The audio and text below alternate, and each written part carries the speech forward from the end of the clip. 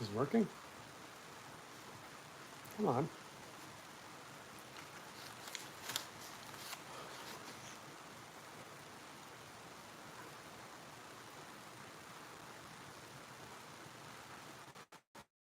It's working. Yes.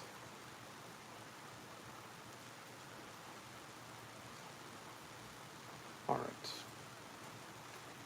We can do this. That looks better. Happy Sunday, everybody.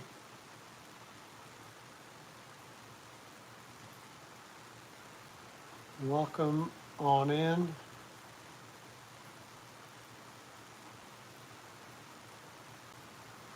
To the live shit show.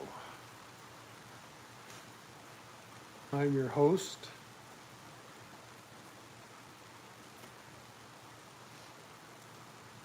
Brent. Okay, what are we calling this? Our first attempt was a major flop. All right.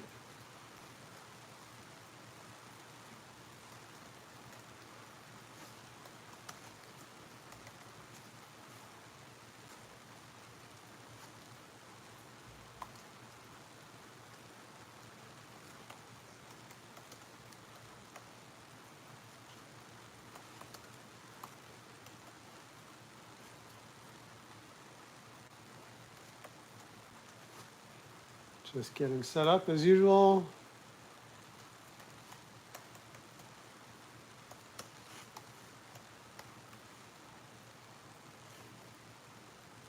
Good enough.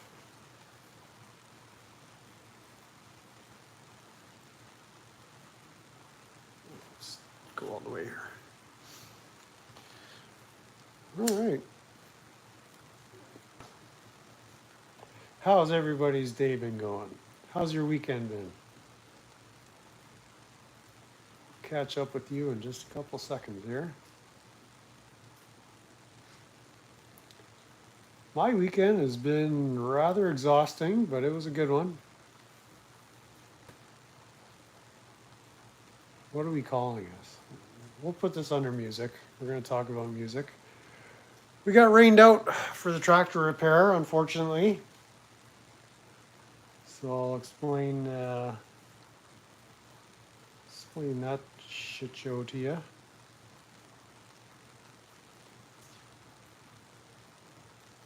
Okay, so now I still don't know how to get live chat replay on the replays. Oh, ooh, hey. I've never seen that menu before. Who can send? Ooh. Okay, well maybe that's going to work for me now. All right. Yeah, I know that a couple of streams ago we were talking about the live chat replay was never coming up on the replays.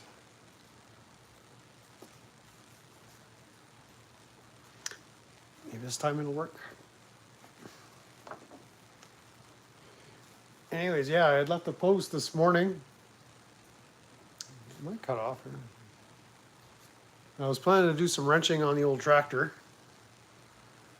And I had a garage sale all this weekend, so we're in my garage right now, surrounded by all my junk that's accumulated in the empire of dirt here.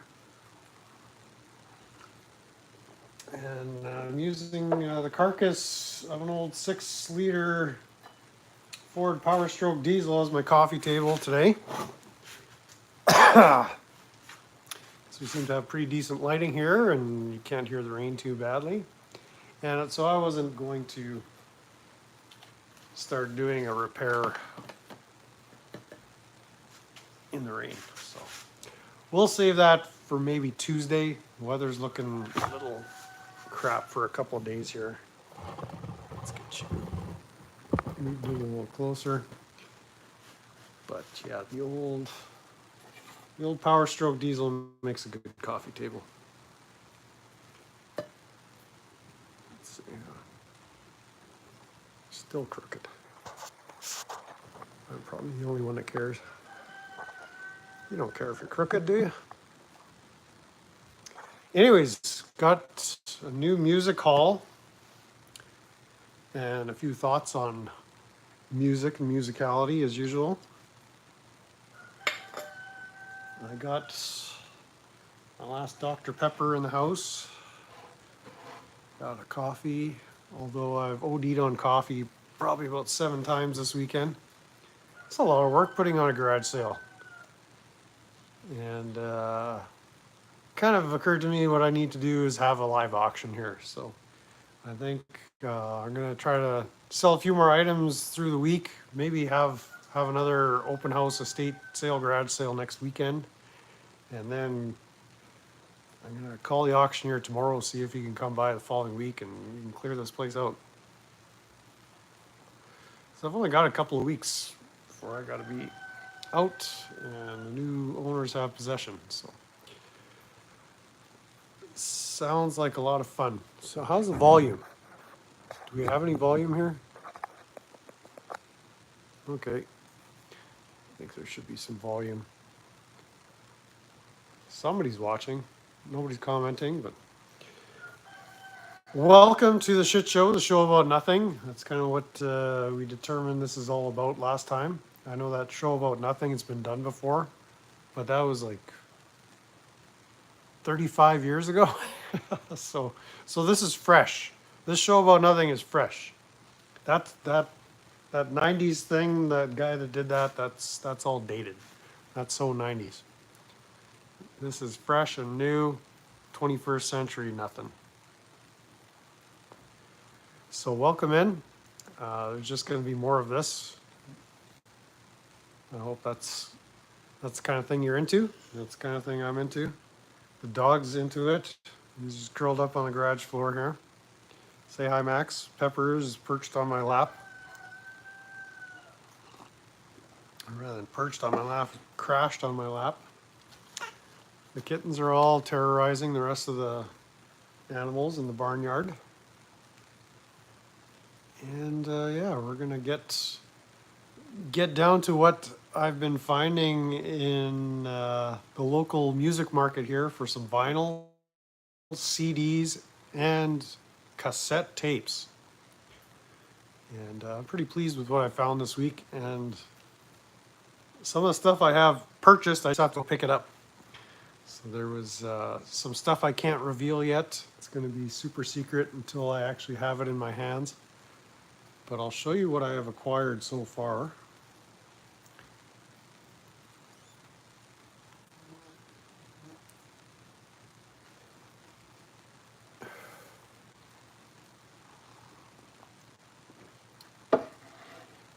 And just wait for a couple more people to wander in. This is, after all, a show about nothing. So for those of you watching,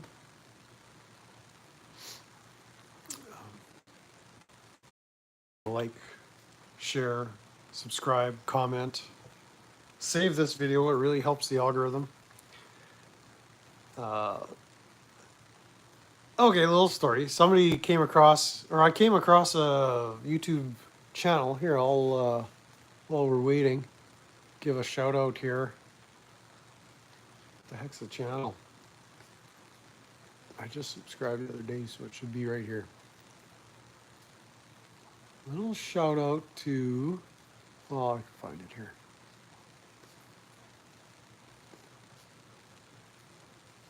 Targeted Patent. So here, share Targeted Patent's channel. For whatever reason, YouTube helped me find this fellow.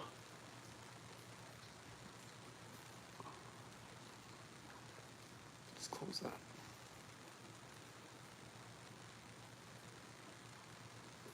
Why doesn't it do this in like alphabetical order? Are you supposed to find anything? Search bar, yeah. Where is it? Targeted Patent.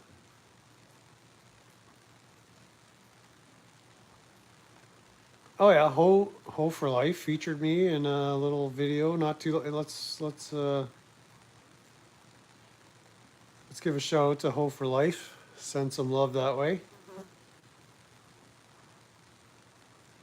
If you're not subscribed to Ho for Life, you're really missing out. I don't know what to say.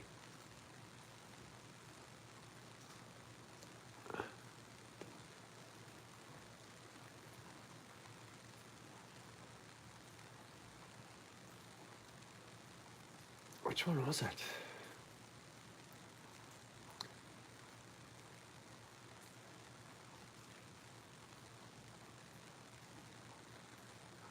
Oh, is this it? Yes. Let me just confirm. Have patience with me, folks. YouTube is not as user-friendly as you would think. I think this is it. Let's just see.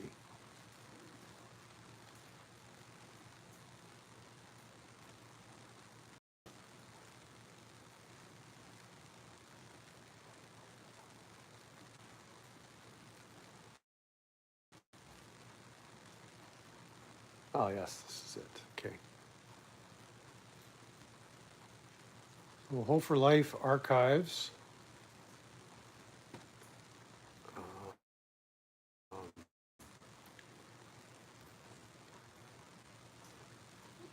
Let's link the channel first.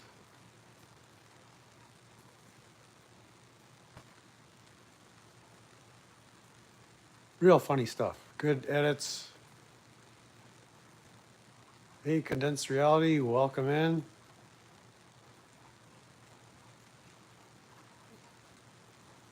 Just giving some shout outs. Okay, here's Hope for Life's channel. And go subscribe if you're into humor and laughing and that kind of thing.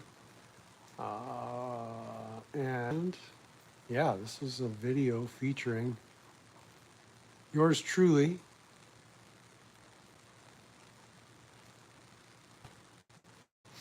Just give me a second.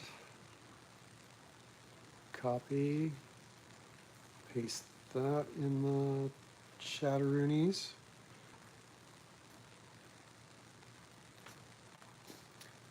So you view that at your own leisure. But then we were looking for targeted pattern. I just got to search. I can't find it in my subscriptions list.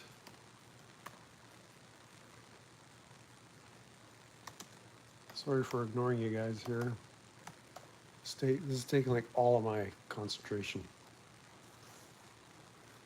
Ah, there it is. So which one am I subscribed to? There's two. This one. So there was a playlist. Okay, we'll just link the channel. Copy.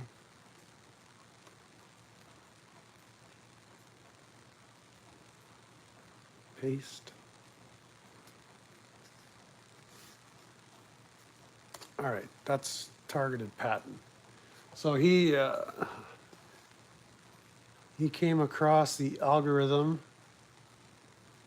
the other day because he had a playlist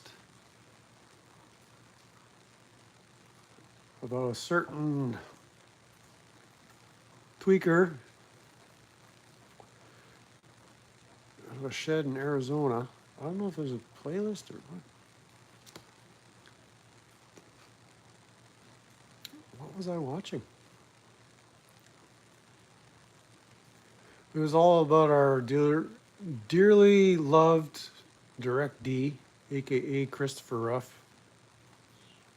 And so I commented on one of his videos, and he's subscribed to his content, which is very interesting. So you'll have to go through his channel, find it. I can't find it right now.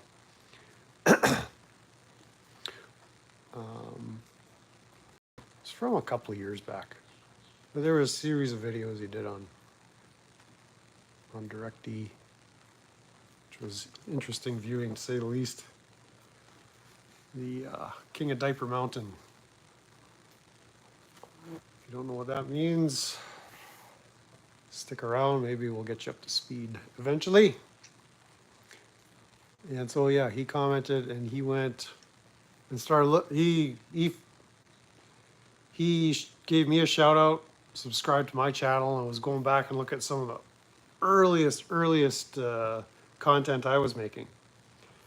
And I don't know if he's gone through the channel much yet, but one of my earliest videos was in this very garage. The acoustics are actually pretty good in here. I should do more videos out here, more YouTubing. But in any case, I gave him a nod saying, yeah, right on. Going right back to the roots of this channel. And so, yeah, hopefully he's enjoying what he's seeing. I might have to get a fly swatter and bash some insect heads in here soon. Flies out in the country here. It's like a plague. Okay, so where were we at? Let's get back to the chat. Anybody still here? How's your weekend been going, Condensed Reality? Number one top chat fan, top chat. Well, let's get on top chats here. Well, let's get on all chats. There we go. Top chats. Worse than coronavirus. All right. Let's settle in for a bit. Been good. Hope the same for you. It was a very busy weekend. I was doing a estate garage sale, estate liquidation. We had a good day Friday, a good day Saturday, next to nothing today. So I don't know what happened. There was a fair in town, the annual summer ag fair. So there was parades and fireworks and rodeo. The town where I'm at is one of the premier stops on the rodeo circuit, whatever circuit that is. But there was a big rodeo last weekend, about I want to say 40 miles from here, and then they brought the show in for this weekend. So Thursday and Friday they had the bull riding, and there was a young lady that actually stopped in to the garage sale. She had been to the rodeo on Thursday night. She said one of the cow dudes, he got smashed in by a bull, and she said it had to do with his technique when he's getting thrown. Instead of swinging away from the animal, he kind of swung under, and the bull, which these mofos can weigh up to 3,000 pounds. If they're rodeo bulls, I don't know, maybe they're a little leaner, but 2,500 pounds is probably about an average size. And that old bull stomped on his chest a couple of times, and then he got up and he was riding again. And then after that second ride, he went to the medic's tent, and don't know what happened. But man, I've had a calf step on my foot, and I'm just about ready to go to the hospital. Imagine getting your chest stomped in by a bull. Ugh. Oh, I used to work with the bulls down at the local auction house, the livestock auction. And man, I think back, it's like, what was I doing? Like, those buggers get a hold of you, and that's like instant death. I don't know if YouTube algorithm is going to like that kind of language, but man, them bull riders, that's a whole breed of humans. I never got that. I know people that were bull riding, and every one of them is like messed up.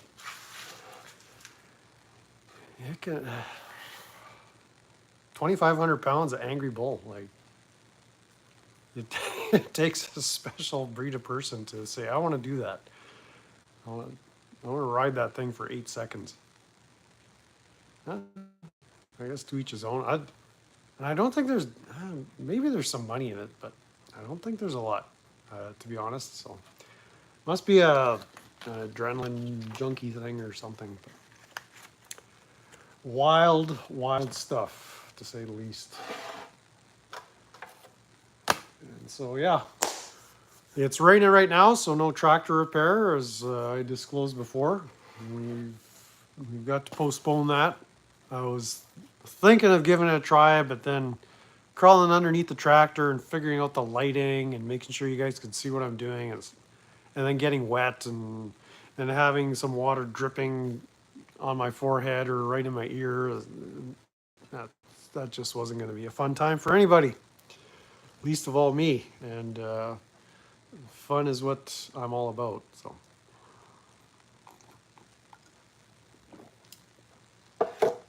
So to those of you still watching, let's maybe get on with the music reveal. So last week I was cruising Marketplace.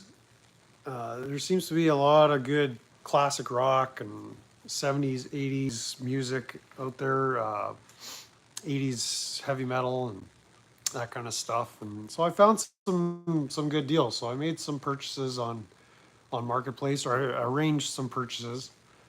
And then I had to actually prepay for another purchase.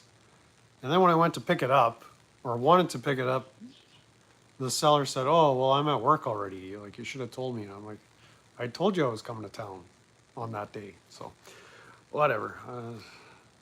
I think that's just people now. It's weird. Communication has become very weird, especially online, or dealing with people online. There was a bunch of items I was selling as well, and people were committed. Yeah, I'm coming. So I made arrangements. This is when I'll be here. This is when you can come. And then get ghosted, or they pull out. And yeah, I marked the damn thing pending for you, and now I got to start over. So that's just the way it is when you're a marketplace hustler, which is pretty much what my income stream has been as of late. But anyways, what day was it? I think Thursday I ran into town to the local thrift store. Lord knows why. I figured I needed to get more stuff for this place when I'm trying to clean it out. But I ended up buying some stuff. And just for kicks, I figured I'll check the music section. And it's it's a small town, Mennonite community. East Carbon, welcome in. Larata, pull up a chair. We're just going over some music horror or victory stories here. Good to see you. Good to see you. And yeah, just decided to check out the CDs, and a lot of it is like gospel music or really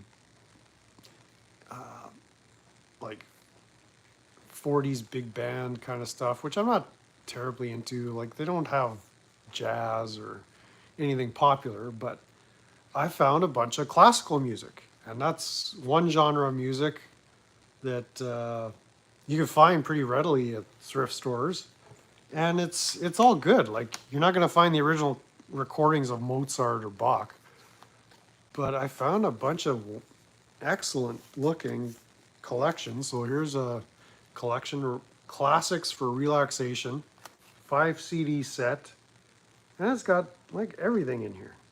I'm not going to read through the whole list, but like that's a few hours, not a few, that's several days worth of listening there. Oh, this one is volume 2, so I got to search out volume 1, the best of Bach. Try to find the glare. So I'm not going to try to read out all these titles for you. Oh, it actually has a CD in there. I didn't even check. So we got Best of Bach 2, Best of Bach 1. So I don't know if these are operas. Hopefully they're not operas with singing. because I won't understand the words. A lot of this would be in German or Austrian or Czech or Russian. Schumann, Robert Schumann, Beethoven, Schubert,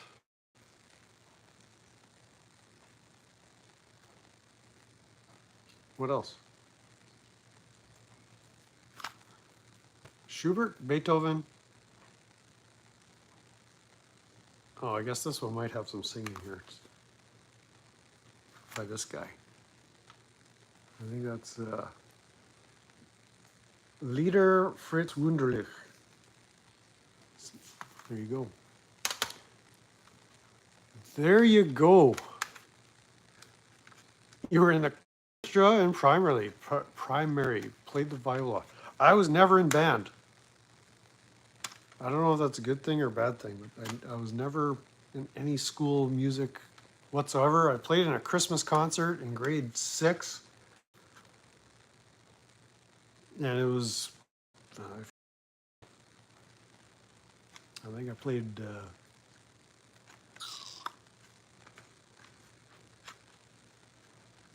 what child is this? On piano, like just a solo. That was nerve-wracking. Classical Evening Beethoven. I know you guys have been looking for this one.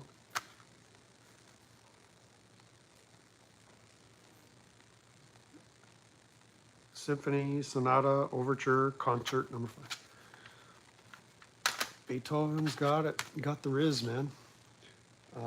Mozart. Next one is Mozart. The Magic Flute. Everyone's got to love that. And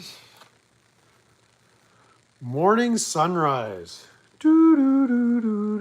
Oh, there was another one too. I don't see Jody in the house. Jody gave this one a shout out, so I figured I'd give it a try. Anya, the Celts. So we'll see what that's all about. 50 cents a piece. Half a Canadian dollar. Half a Canadian peso per disc. So made out like a bandit. So that'll keep me going in classical for a while. But yeah, check out the thrift stores for classical. That's one thing I like about the local thrift stores. They are dirt cheap, you know. Well, relatively cheap. T-shirts for 50 cents, $1. Jeans for $2. But then, okay, let's get back to Marketplace. So that was just kind of to cleanse my palate and cleanse your palate. But on Marketplace, I found a listing. 3 cassettes on Michael Osborne, aka Ozzy Osbourne. And oh, I'm gonna wait to light that cigarette. Let's savor this. So I offer for your consideration Diary of a Madman. Plays beautifully on chromium dioxide tape. Bark at the Moon. What was this one? This was 1983. Bark at the Moon. And then 86's Ultimate Sin. 3 Aussie cassettes that all work and play wonderfully in my cassette player in the old pickup truck. Oh, why is that so out of focus? Are we doing potato vision again? I'm trying Wi-Fi as well as my data. So I tried doing a stream with just the data and it was awful. So I restarted. But got those 3 for 25 bucks. I think that's a deal. I don't know. I like it. Just gotta watch here too. Somebody was gonna come this afternoon. They actually phoned me, said I'm coming, but they never came. So pick up some items.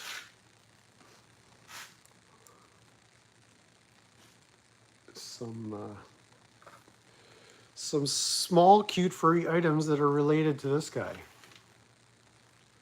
How about you go somewhere else? You're getting warm. I don't need cat hair and that kind of body heat all over me right now. Thank you very much. These animals. Thank goodness the chickens aren't that affectionate. So then what else did I find? I found a couple of one of my favorite artists on vinyl. I actually found some CDs. So I bought a lot of, or a package of CDs, $40. And I think I got 6 CDs. Oh. 1, 2, 3. I got 7 CDs for 40 bucks. And once I have them in my filthy little hands, then I'll reveal what they are. And but let's start. Which one? I picked up this one first. So let's go in order. Oh, well. Technically I should have started with this. Wrapped in very nice plastic. Cover is magnificent shape. Used to have this album when I was a wee lad. Let's open the gatefold. Is that the scariest thing ever? And of course it is. Alice Cooper's Love It to Death. This thing is pristine. And I'm trying to remember if I paid 10 or 15 bucks. The guy who sold it, he had a bunch of other good titles, but he had already sold them. But the record has been like ultrasonically cleaned. It is in mint condition. Like the guy takes care of his stuff. Here I am handling it in my garage.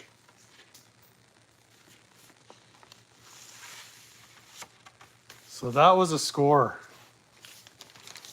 Major score.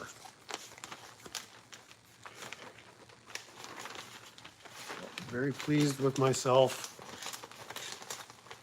I've done good. I done good on that one.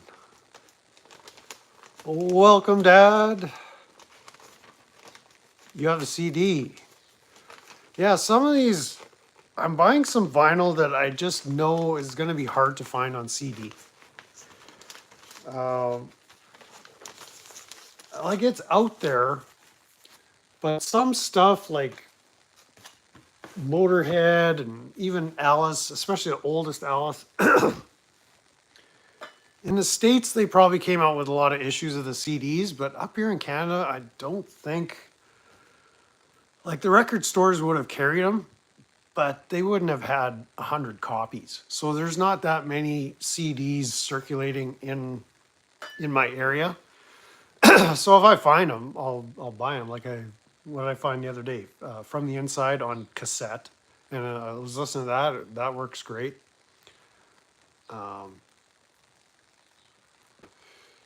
So some of these albums, I'm okay paying whatever the market price is for some of these albums. Oh, okay. Yeah, I guess I've never music on Amazon. You may have just turned me on to something there. But yeah, I'm still of that breed where I'll dub this onto cassette, a blank cassette. I'll put the Scotch tape over those tabs, and then record over some of the cassettes I don't want or need anymore. And our final reveal of the day is coming up. I'm thinking this one might, well, it might be one of my favorite albums of all time.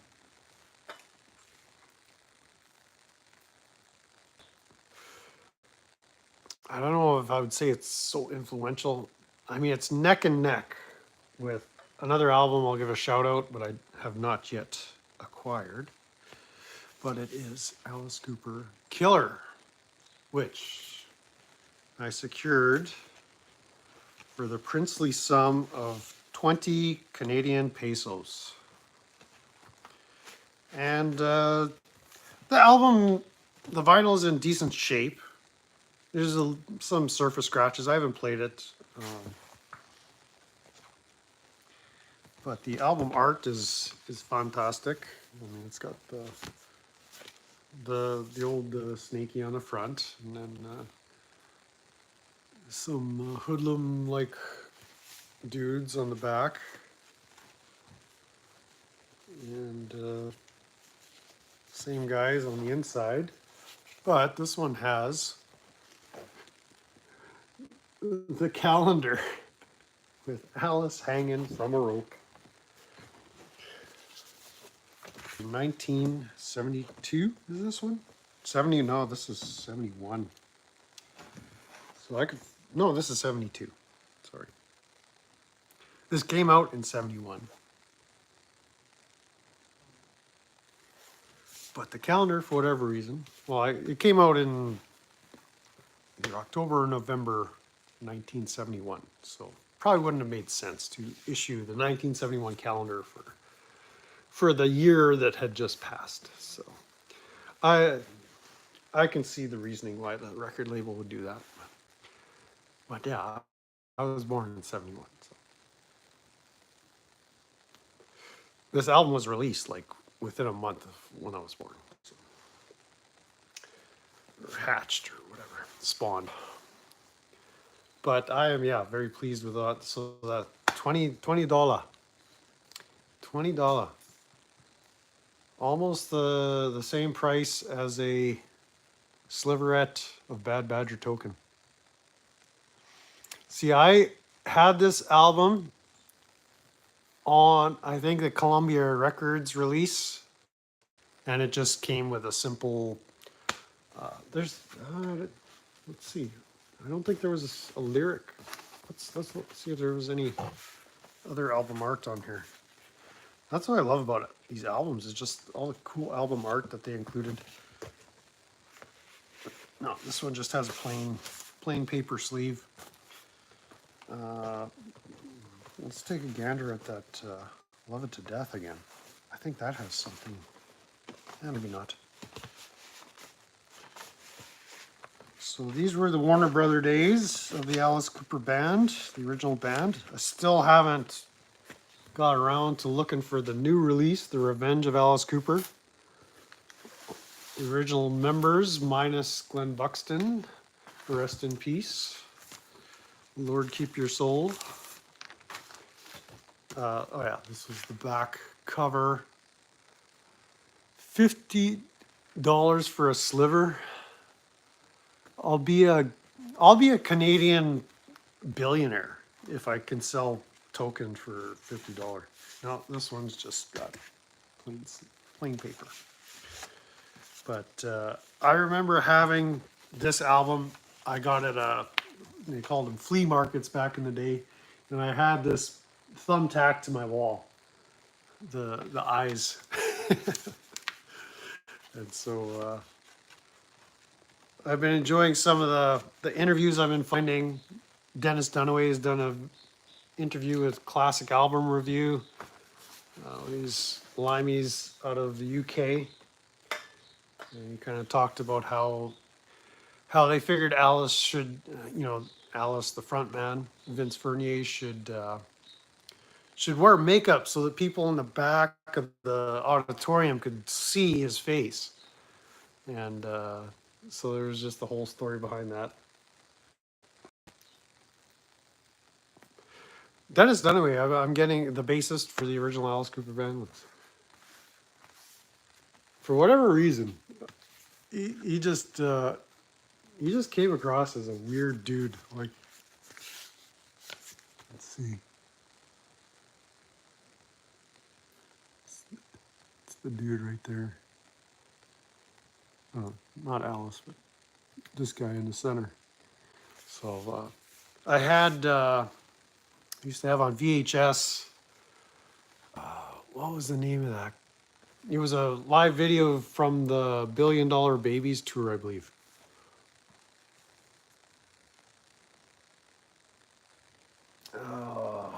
What was it called?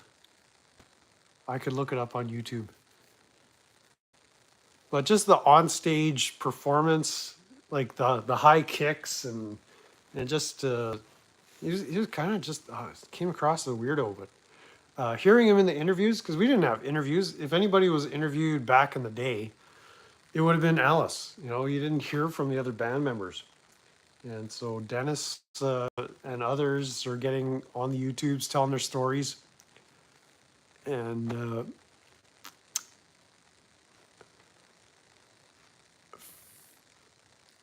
I don't know if there's an O in there. In Fournier, but Vince Fournier, yes. And legally changed his name to Alice at some point, and then launched the solo career, and the rest is history. Or the history is still being written. So, where was I going with that? What was the name of that live movie? Good to See You Again or something? Anyways, you can look up Alice Cooper live performances. You'll find it. It was a blast of a concert. To have been alive during that time and seeing these guys like that. Came across some Randy Rhoads interviews, and he said he went to an Alice show and decided that's what I'm doing. I'm gonna make people go nuts just like this performance that I'm watching, because they were all about the shock rock, the horror. It wasn't shock rock, it was a shock spectacle. And Alice, in an interview on this live concert, it's interspersed with different interview bits, different movie clips from the 30s and 40s and 50s, because those guys were all into the horror films, the Bela Lugosi, the old Dracula, Frankenstein, you know, the whole horror movies of that day, and they wanted to recreate that on stage. And so it's just interesting seeing where they came from, what inspired them. Yeah. And for the Alice Cooper band, it was, you know, the Beatles and what was it? Cream, I think, was a big influence on them. Sometimes I forget that how they were really on the cutting edge.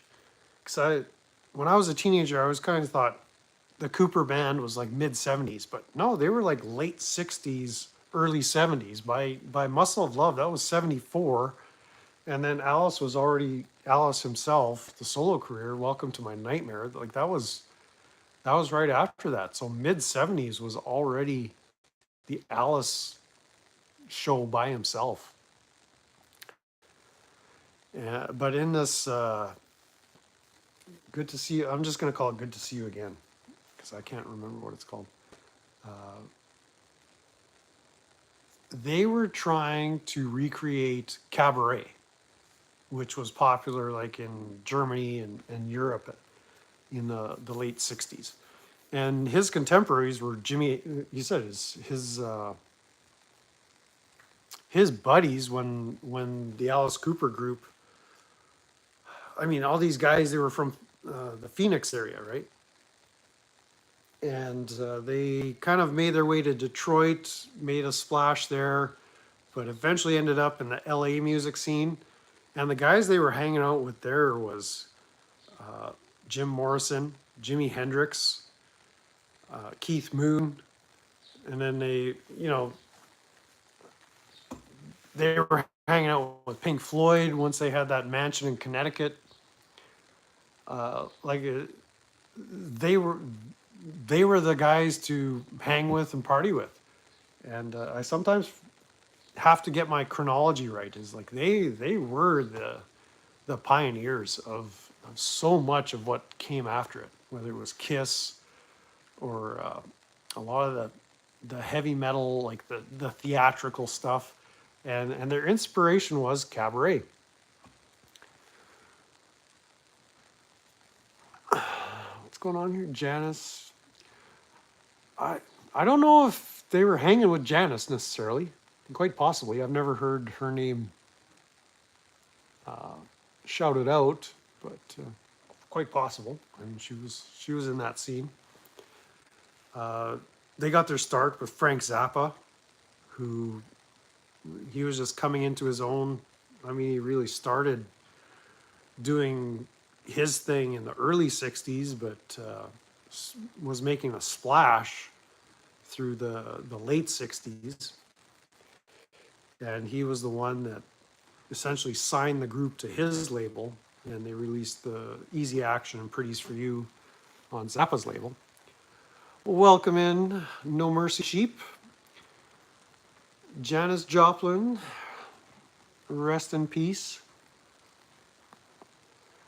Bizarre Records, is that what it's called? Okay. Just a little foreshadowing there. There may or may not be some Frank Zappa being added to my collection in the next 24-ish hours. Iggy Pop, again, that's not one I've heard shouted out by these guys in an interview, but I haven't seen everything they've ever had to say. But like the Marilyn Mansons, the Rob Zombie, like so many of these acts that came up, a generation later, they can point right to Alice Cooper as being their influence.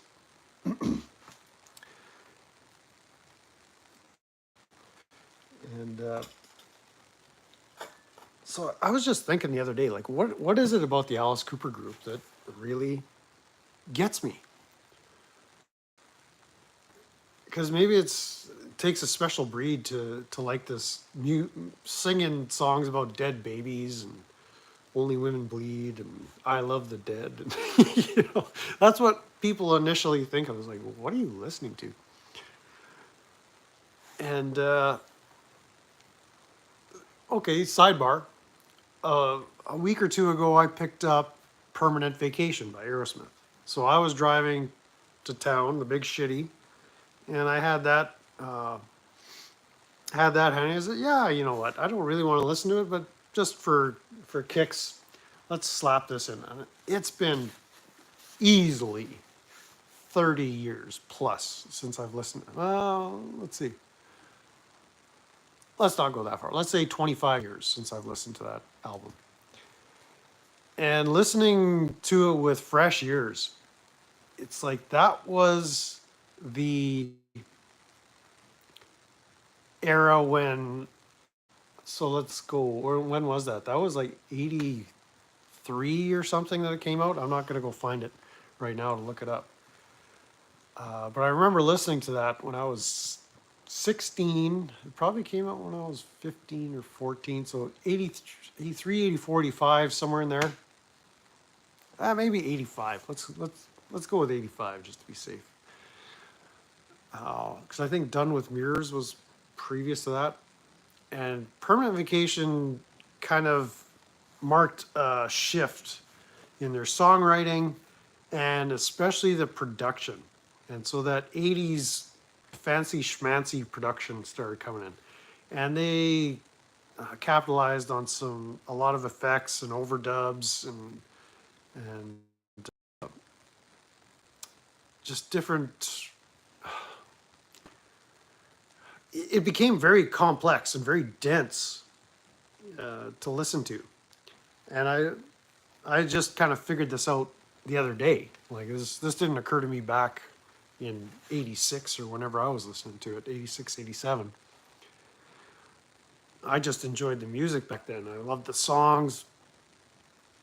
I loved I loved Aerosmith, but I found them through their hit "Walk This Way." I just couldn't get enough of that tune, so I got their greatest hits and "Dream On" and the rest is kind of what it is. So 54, you're an old guy. Oh my goodness, I'm still a young 53-year-old for another for another 3 months. But yeah, I would just eat up Aerosmith. I had Toys in the Attic. I had a bunch of their albums. But then for whatever reason, I just kind of cast them aside. But this Permanent Vacation is like, this is a really good album. Like as I was listening to it last week, it's like I can see why I like this. Like in spite of all the complexity, like it's good songwriting, good performance, good vocals. I mean, Steven Tyler's always kind of never disappointed with his vocals. I've seen him in concert once, I believe, at least once, live here in the Big Shitty. Could not tell you what year that was. Probably 88 or 89. Oh shit! No, I found something. It's upstairs. I'll save for next time. There's something really cool I found in another classic album that I purchased a while ago. We'll tease you with that, so you'll have to tune in next time to see. But we were talking about Permanent Vacation, and so I'm going through the album, and then the ballad "Angel" comes on. Right, it's like this sweet love song, and it's a great song.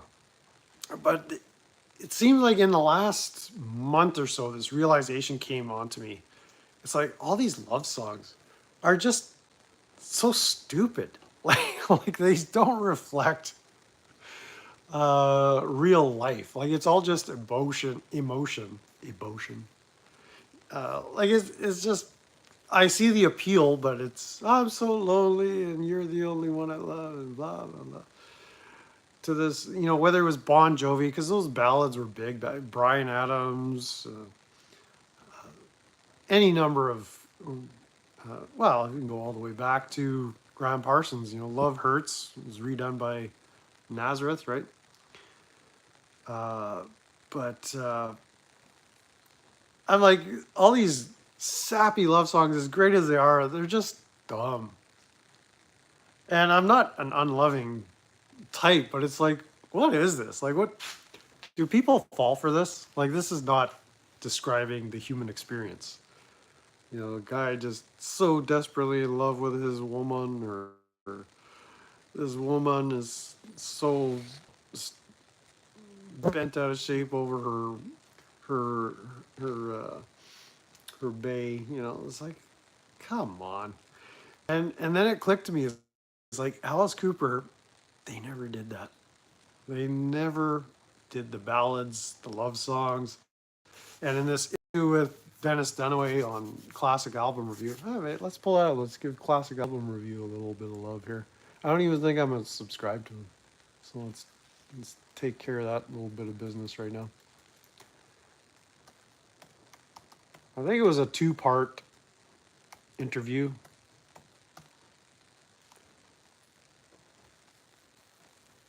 Or maybe you put it together in one whole thing. Okay, let's subscribe first. Done. Done, and well, I guess I should have given you a link to his channel. Okay.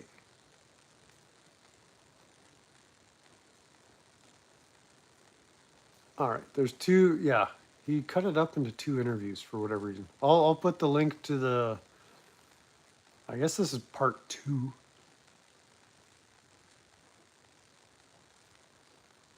Just give me a second here. Again, I move at the speed of molasses in January here when it comes to cutting and pasting links. Yeah, it was. I agree with you there, East Carbon. Actually, I got that Run DMC album. I thought that was super cool because it got so much airplay, like on the old video shows back in the day. And it was such a good mashup.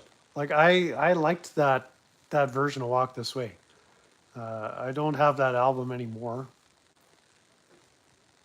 but I think if I found it, I probably wouldn't pay $10 for it. But I'd probably pick up that Run DMC. My Adidas was the album. We'll look that one up.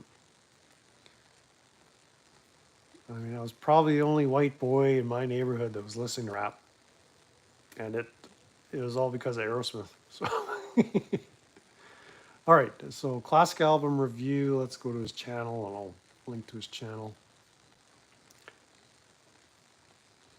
I wonder if he likes Pink Floyd. I wonder.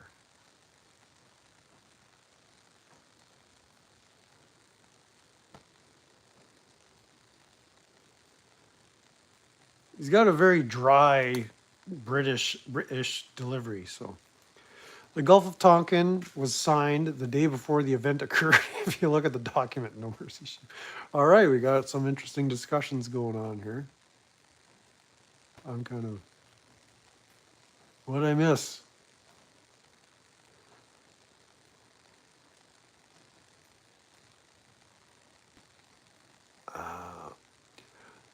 Just going back to look at East Carbon Exposed. Fight City Hall says it's because no. Dad said, okay, because he was a true artist, other than a musician. Who are we talking about? $1 billion babies, dead babies. It's relative. I heard a discussion about why the $1 Billion Babies album, and it's because they had kind of conquered the world. Like they looked at themselves like we're these $1 billion babies now. We don't know what to do with ourselves with our money. We have more money than we'll ever. It would take us 10 lifetimes to go through this money. And it was a spoof against themselves, like a real self-deprecating album. Those 5 young lads from Phoenix were the $1 Billion Babies, and so it's kind of, I don't know, is that a concept album? I mean, School's Out, concept album, is very proggy. Where's Mike Number One? I think I may have mentioned this, but Mike Number One, School's Out, between Killers and School's Out, those are possibly my 2 favorite albums ever of anything. And that's that. Like, there's no moments in any of those albums where you're like, get to the next song. It's just a journey of thrills, spills, drama, horror. Whereas $1 Billion Babies, it was solid. Even Muscle of Love, I really like some of the, most of that. The title track is a little weird. Even this one, I haven't even looked at these titles, but I used to play this one over and over. Where's the song list? So we got Is It My Body? No, okay. Caught in a Dream, excellent. I'm 18. Nothing needs to be said there. Long Way to Go. Well, actually, no. I'm 18 was actually a reworked version of something that was on, I believe, their first album. So they kind of tweaked it, and Warner Brothers was happy with the version they stuck on here. Long Way to Go, excellent. Black Juju, Dennis Dunaway.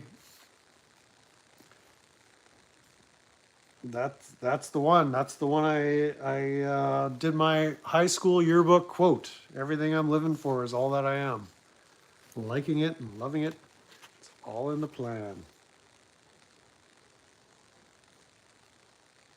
Okay, so side 2, Is It My Body? Solid. Hallowed Be My Name. Excellent. Second Coming. Phenomenal. Ballad of Dwight Fry, Head Exploding, Sunrise, glorious. I mean, that's a great album.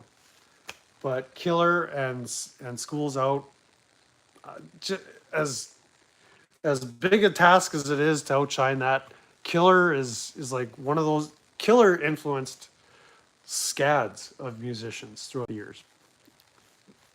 And then School's Out, it was a bit of a departure. It was very jazzy, very conceptual, like as a concept album. But I just love that album. School's Out, Killer. Like I could not. If you put a gun to my head and said pick one, I'm like shoot me. Like I can't do it. Not gonna do it.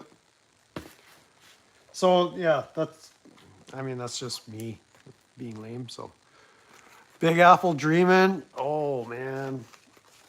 As soon as I had that album in my filthy little hands in the record store, that song started going through my head. And I ran home to play it. Well, no, I drove home. And then when I got home, I ran upstairs, stuck it on the old phonograph, and just started vibing. That Muscle of Love album has a lot of great tunes. Never Been Sold Before. Oh, I'm not going to go upstairs get it, but I'm already making a puddle here. So,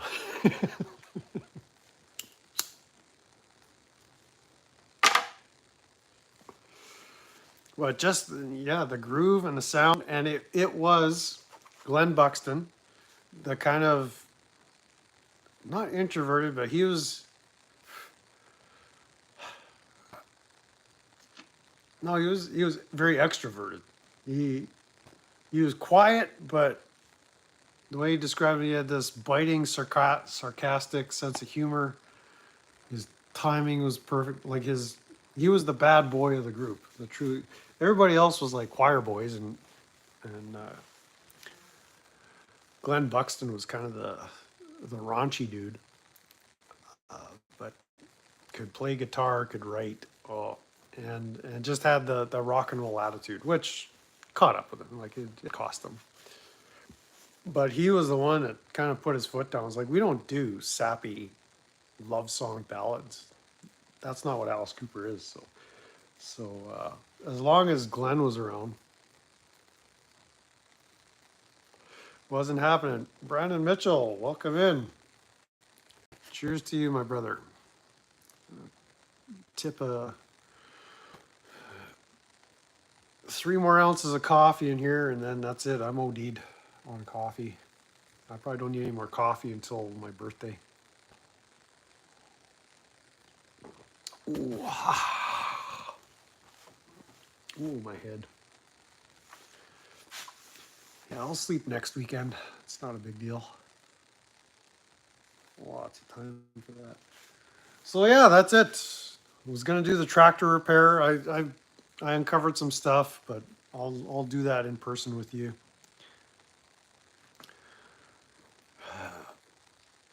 Brandon's tipping an ounce or two of his own there. And yeah, I'm heading back to the Big Shitty tomorrow. Again, get that precious vinyl in my filthy little fingers. And I got some interesting stuff. Actually, there's some jewel cases with CDs in them as well. But there's some vinyl coming. More vinyl. I have no idea why I'm buying all this vinyl or where I'm going to put it once I have to leave here. But yeah, here's the crunch time. I got 2.5 weeks to get all this stuff out of here. And I'm not going to show you the rest of the garage because I don't want anybody to have a heart attack or stroke during a live stream. But it would shock you. It would truly be a traumatic experience for you. And I don't want to kind of be the agent of traumatizing my audience in that manner. So So it is what it is. I guess all the ladies went camping or something. Ladies' night out. So it's just the bulls here, right? That's cool. That's cool. I'm actually surprised there's any women that would bother to watch this channel. Like, just talk about nothing but baloney and malarkey here. Anyways, I'm not going to tell them to stop. But that's about it, I think. What else did I have going on? I gave Targeted Patton a shout out. So he was exposing our favorite ogre loving, shed dwelling, makeup wearing, tweaker coffee making, tweaker coffee drinking, fed narc informant out of Arizona there. So it was good viewing. So I would talk more about that individual, but I honestly don't want to give him the attention. So let's see here. What do we got? The list grows. Yeah. No, my vinyl collection has kind of dramatically increased in a rather short time, and I'm finding some good deals. Like I don't know where I'm finding the time to hunt around for these, but some of these deals just kind of fall into my lap. So gotta take them. Like these Aussies, I don't know who came in after this reveal, but I got the late 70s, early 80s Aussie. When was Diary? That was 81, so early 80s, 90s. So Diary, Bark at the Moon, Ultimate Sin, $25, and found this on Messenger, and I said, I'll take them. I'm out of town. Let me know if I have to pay you by electronically, but I'm taking them. And she's like, you're the first person that's serious. Everybody else, I can't get a hold of them. So you want them, they're yours. I'll hold them for you. I said, thank you very much. And so for 25 Canadian pesos, scored those. They all play beautifully. They sound wonderful. I thoroughly enjoyed them. But like I could have easily missed that one. Like it was a whole 24 hours. Like there's some things on Marketplace, they get listed 10 minutes ago. You tell the guy, I'll take it. He's like, it's gone. It's sold. These were, I guess, she was going through the same thing I'm going through. I'm tired of dealing with these tweakers that say they're going to show up or buy stuff or contact me and they never follow through. So that's the lesson, I guess. You beat 98% of the people out there just by showing up. That's your inspirational advice for the day. Just show up. Just do what you said you're going to do. Don't jerk people around. Respond to messages. So I showed up and I got the deal and it was done. And couldn't be happier. You miss a few, but like I say, some of these deals have kind of just fallen in my lap. And that's the way I like doing things. I don't like working hard for stuff. I'm lazy. I like just having things given to me. So that's it. What else? There was something I was trying to connect to that idea, or maybe not. But anyways, there was an auction lot that I ended up winning from last Wednesday. So I'll go pick that up tomorrow. And then another lot of CDs. So I think there were 12 albums. I paid $90 for it. That's all I'm going to say right now. Because there's sight unseen. I don't know what I bid on. Like, I know what titles I bid on, but I don't know what kind of shape they're in. It's an hour and a half drive from here. It's kind of on the other side of the city, so another 20 minutes from the city. So I got some errands to run tomorrow. I'm gonna go pick that up, pick my CDs. I got some drop-offs to do, some visiting to do. I secured some storage space in town. I got a shipping container I'm renting, 53 footer for 150 bucks a month. So pleased about that. Again, that fell into my lap. I sold the security guy an electric guitar. He was overjoyed. And then I've been supplying him with Super Duty parts. Just for those of you who came in late, we're using the carcass of my 6-liter Ford Super Duty engine core as a coffee table today.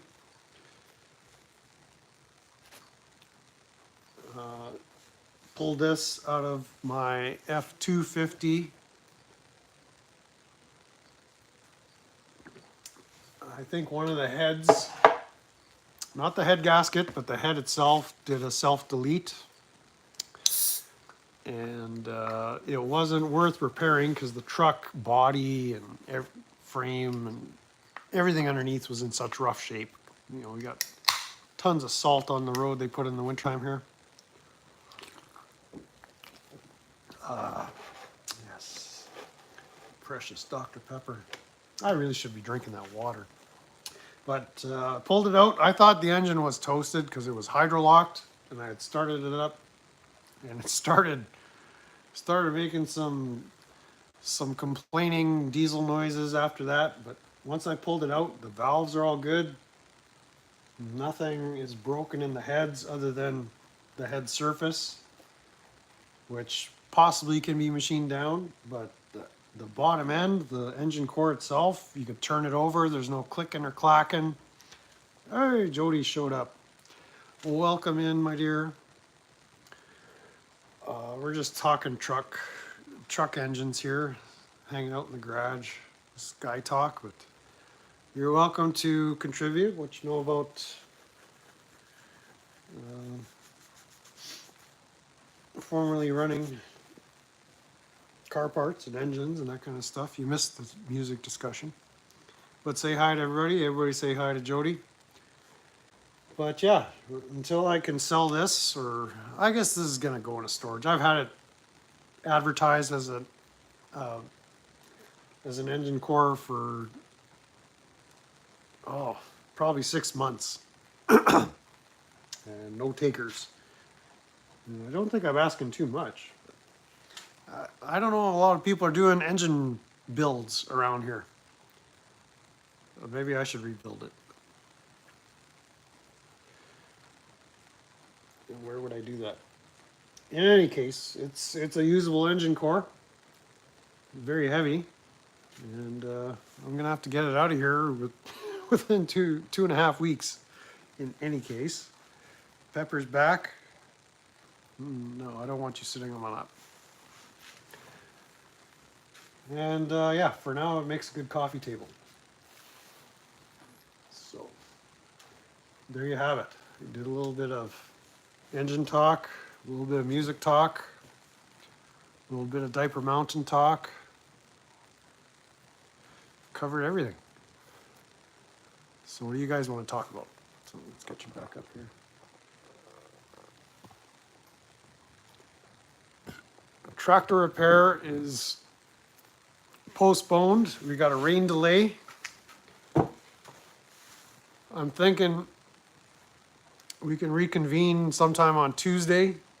The weather should be cooperating. I'll crawl underneath that monster again. I think what I've determined so far, it's not the bearings itself on the connecting rod, it's the bushings on the wrist pins at the top of the piston. So if that's the case, I think I'm just gonna slap it together. I can get those bushings fairly cheaply from America. They're only about 12 bucks a piece. I don't know if I need to do all four. It's a 4-cylinder.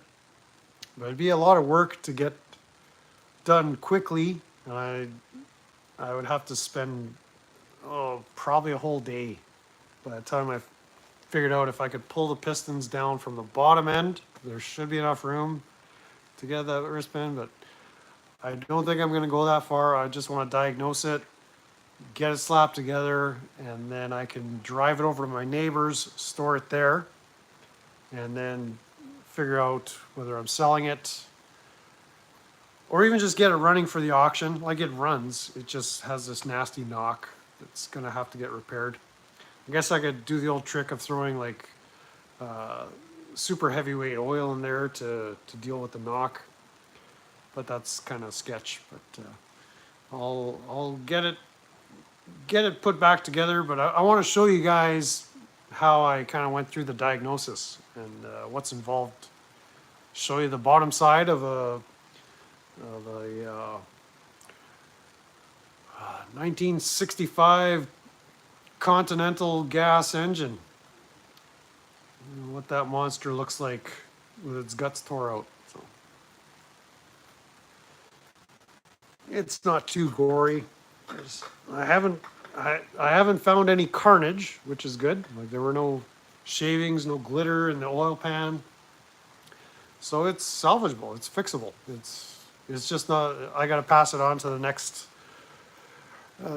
owner, and they'll have a good running tractor for a good number of years too. Like, I guess the trick with this kind of hobby farming, homesteading is you find cheap equipment that's like 95% of its usage, and you use it for the last 5% of its lifetime, and you're gonna, for the amount I use that tractor, like I don't use it hard.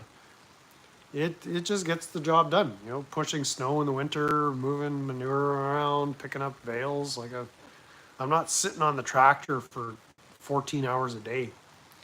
You know, at most I'll run it for half a day, or if I'm doing something that requires a bit of time, but it sits most of the time. So it's not like it's experiencing a ton of wear and tear. It just needs a lot of maintenance, and so there's a lot of good equipment you can find for cheap that's still going to run. So I don't know if anybody in this crowd is into hobby farming and homesteading. I'm just telling you what my experience has been. Pass on some wisdom to you. So, like for instance, if somebody was looking for a skid steer to use around their place, but you're not going to use it for like a business, just for your own use, go find an old 1984 Caterpillar skid steer or something. It doesn't have to have a closed-in cab or nothing. Like it'll do what you need it to do if you're just using it for yourself, and it'll be dirt cheap.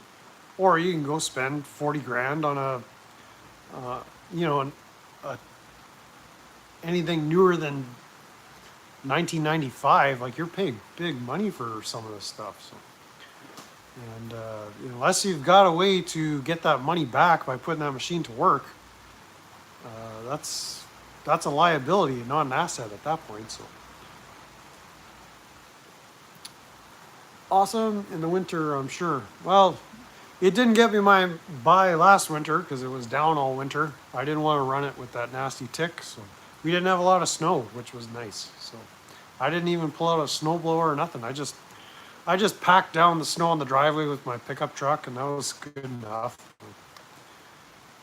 There's no overhead obstacles that the snowpack was going to accumulate so high that it would cause any problems.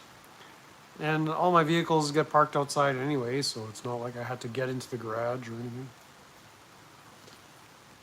My garage is always too full of junk.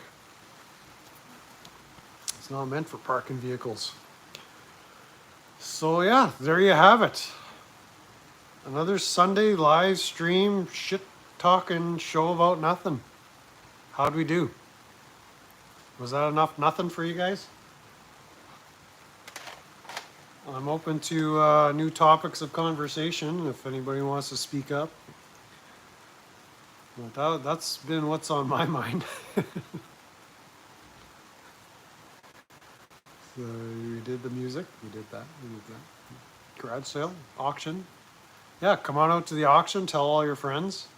I got a lot. Everything's got to go unreserved. You get some good deals. we got too much snow here, got hung up in the parking lot. Well, that's because you need a 4-wheel drive F350 with a 6-liter. You won't get hung up, you won't get stuck. In fact, you'll be pulling people out of the parking lot. So. Should have bought mine when I had it for sale, but I'm keeping it now.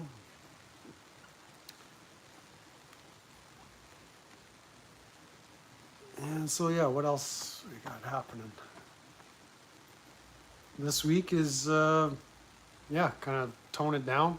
It was a hectic weekend getting the garage sale going. The nice thing about that is the house is getting cleaned out. Stuff is organized on tables, so whatever doesn't go at the auction, because I want to have a live auction here. Someone came the other day and said, you should have an auction. I'm like, yeah, you know what? The thing I don't like about that, especially a live auction, because most of the equipment auctions are online now. It's all online bidding.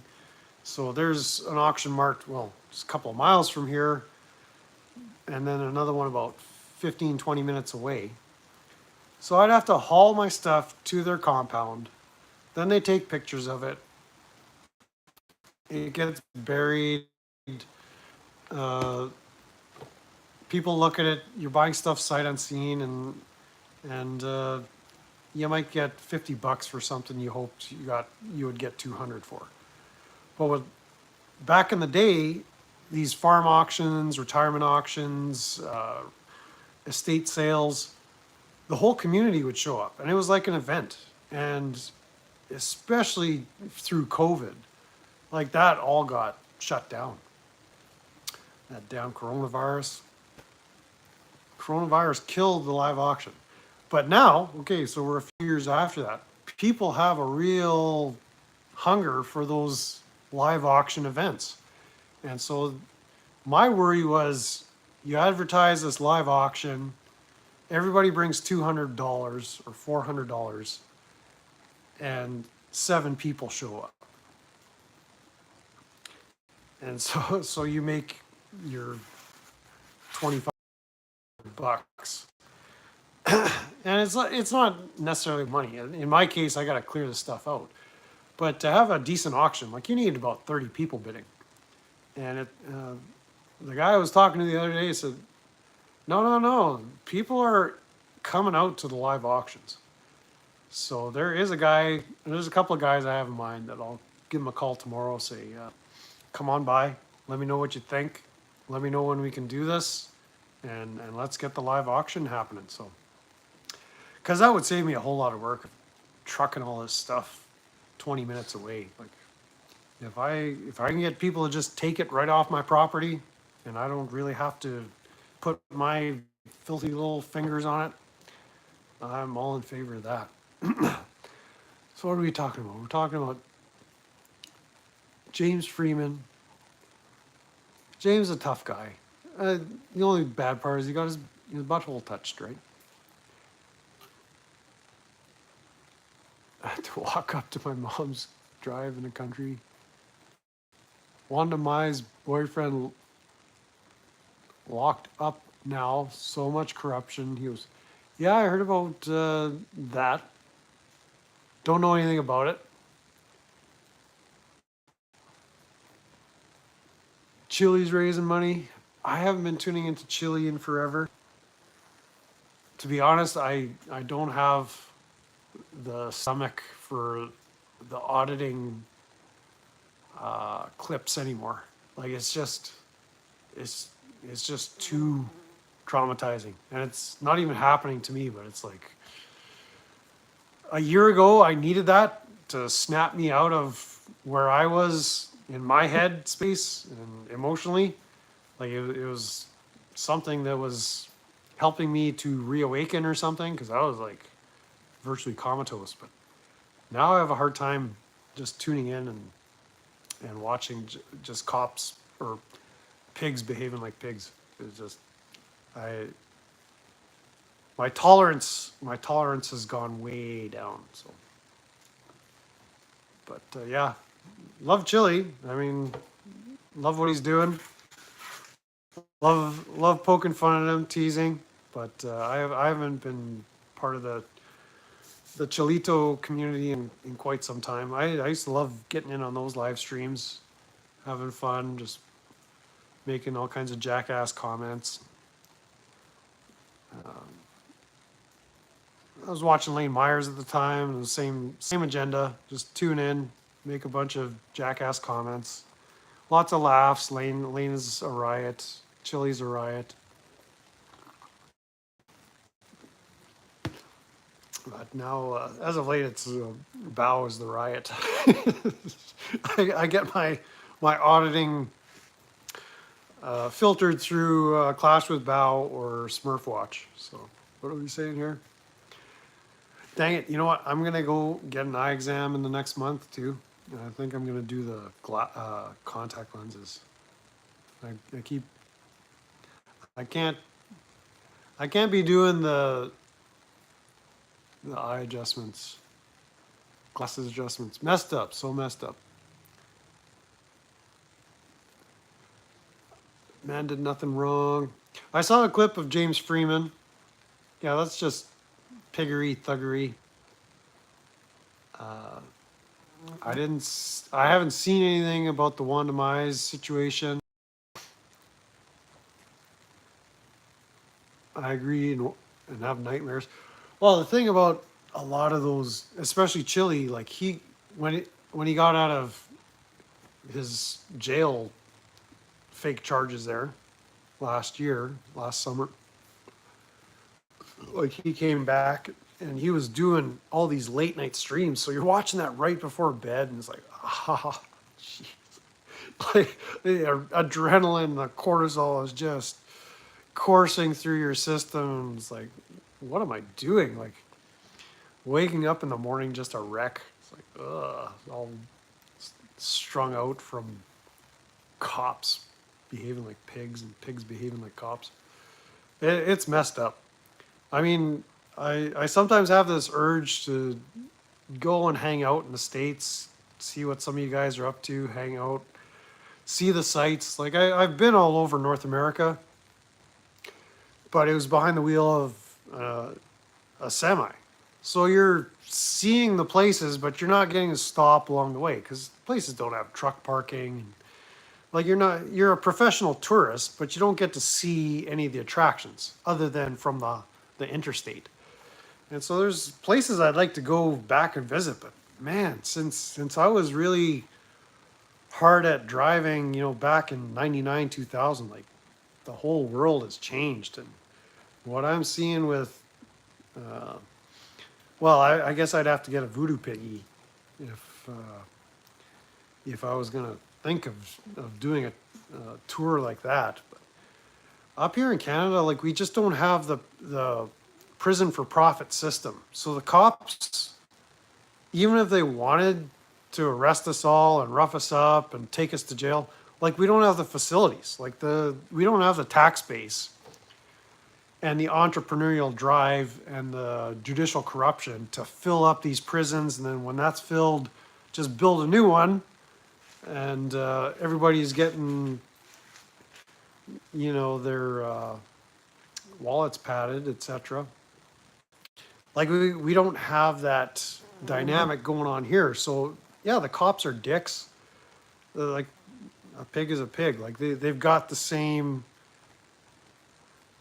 standard operating procedures, the same dealio with the police unions, that the same contracts, the same procedures, policies and protocols, as Chili always says. But it's not the same. And what I see going on in the States, like you guys are like, you're literally staring down the barrel of a gun. And here they're just, maybe they do have that penchant for violence, but they don't have the ability to just round us all up, handcuff us, throw us in the back of a cruiser, and touch our buttholes at will. Like there's just not the resources. And I'm thankful for that. So, I mean, Canada is lame in a countless number of ways, but America is downright scary when it comes to just pigs gone wild, like feral. Like I don't even know how you describe it. Like let's say I've consumed so much of Chili's content, it's like after a while you're just desensitized. Like nothing surprises you anymore. I made that comment in Battle Streams. Like, how come nobody is even surprised by this? You know, I think we were watching this. Cop showed up to that pastor's house, and the old lady they busted down her door because she didn't want to come outside. Like, just not even surprising. It's like this is just what they do. That's just the way it is. And they'll do that here. But you know, on a wellness check call, or you know, they don't send 7 cop cars and a SWAT team. Like they'll send 1 unit and 1 guy will show up by himself, maybe with a partner. But it's, you know, it's hazardous. You know, like don't ever be doing wellness check calls on loved ones or friends or anybody you know, because that always has the potential to end badly.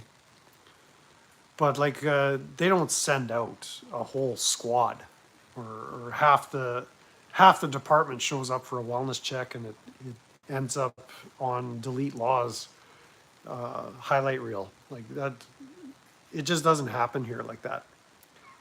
There's plenty of heinous things to be reported on, but you just don't have that level of engagement. And seeing what's going on south of the border is like it can happen to you. Like back the blue until I don't necessarily back the blue. I don't back the blue. Let's just put it that way. But it's like, yeah, you gotta have eyes in the back of your head, and it just takes so little for officer safety, right? Your windows are tinted too dark. Your windows aren't tinted dark enough. Your license plate light is burnt out. It's too bright. Your registration has your name misspelled on it. Oh my goodness. Like, yeah, lock me up. Take me to jail. Tase me. Like, I deserve every bit of this treatment. Job well done, boys. Job well done. It's just like all you can do is have this maudlin, joking attitude towards it. Like it's funny, but it's not funny, right?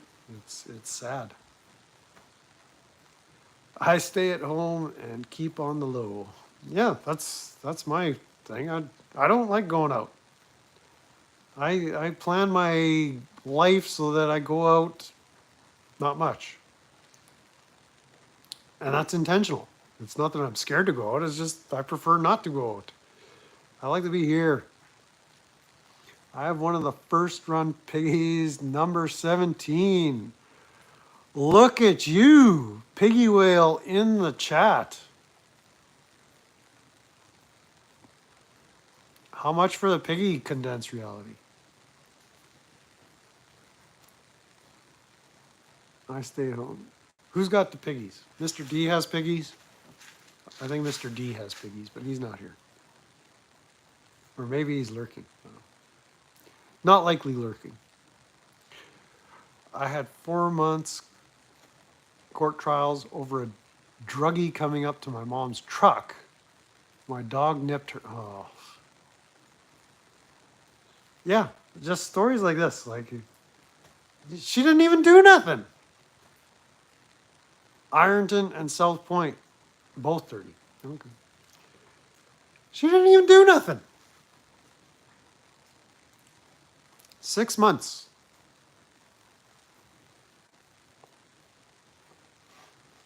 Yeah, it's like it's a compassionless system in place. And it's the same up here in Canada. Like, they don't care.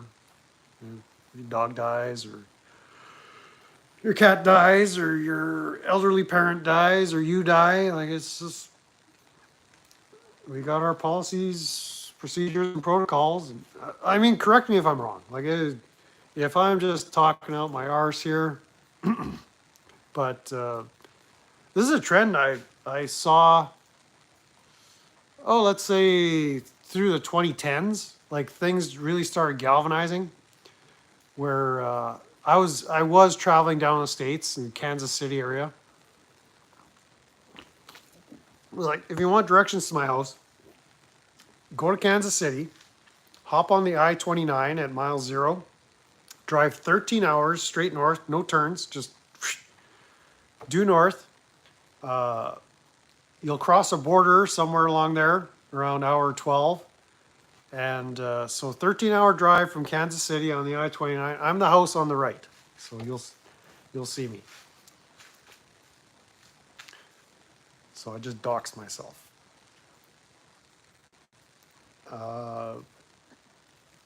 But yeah, I was making this trip to Kansas City, and that's when they started. Okay, so it started with the red light cameras and the speed cameras at intersections, photo radar. You know, that's been around for quite a while.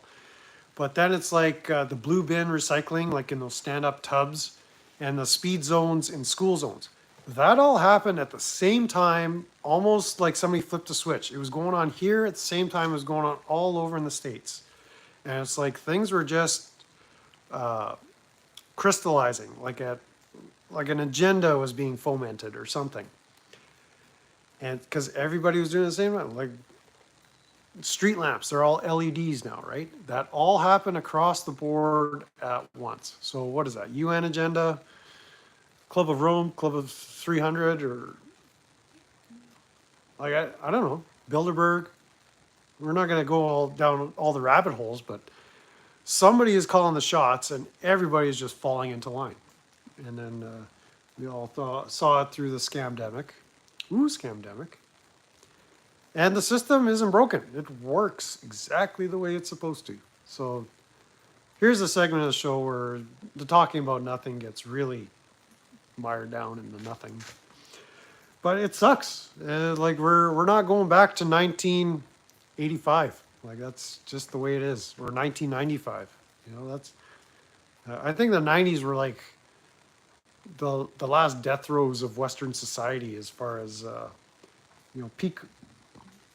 Not quite peak Western civilization, but it's like that's when life was still enjoyable. But then the whole of the 2000s have just been trash. Just trash. Nothing but a big pile, almost like a big dookie diaper mountain pile of doo-doo. And that's just my opinion, in my humble opinion. So, again, straighten out my thinking if my head needs to get right here. I don't know. I don't think I have any strong opposers in this crowd here, but if you stumble across this live stream on the replay and you think this guy doesn't know what he's talking about, get a hold of me, leave me a message, show up on a live stream and straighten out my thinking, because in many ways it's a glorious time to be around. You know, there's technology has its benefits. I'm not trying to be a Luddite or go back to a way of living that will never exist anymore, because it's just not happening. Other than a complete failure of the system that's in place as we know it currently. But like I say, the system is functioning the way it's supposed to. If there's a takedown of the system, it's intentional. So we're not going to make it happen. I've never voted. Hey, you are one of the smart ones. If only I had, everything would be different. Yes, Dad, if only, if only.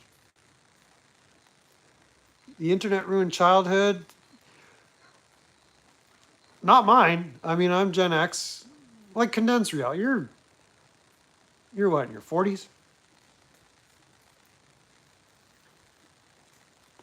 If I'm thinking of the same right guy. in my childhood was pre-computer age. You were born in '69. Well, how did it ruin your childhood? Heavy sarcasm. Yes, I detected your hint of sarcasm there, Dad. And I countered it with sarcasm of my own. Just a smidge. Like I try to be as dry as possible with my sarcasm.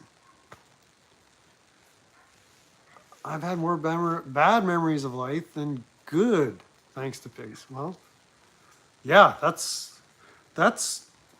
like that's not a good testimony of modern living. Like when I was growing up, there's something about me. I always had this thing against authority. I've been this anti-authoritarianist since probably I was 3. I just haven't been able to shake it. Like I never trusted cops. You know, when they come to school, you know, the community, back when cops looked friendly and they didn't wear body armor and looked like they were going to war in Fallujah, and they didn't drive around in tanks. Even those, when that cop walked through the door in elementary school or grade school, I was like, who this guy? Like, is he here for me? Like, I just never trusted cops.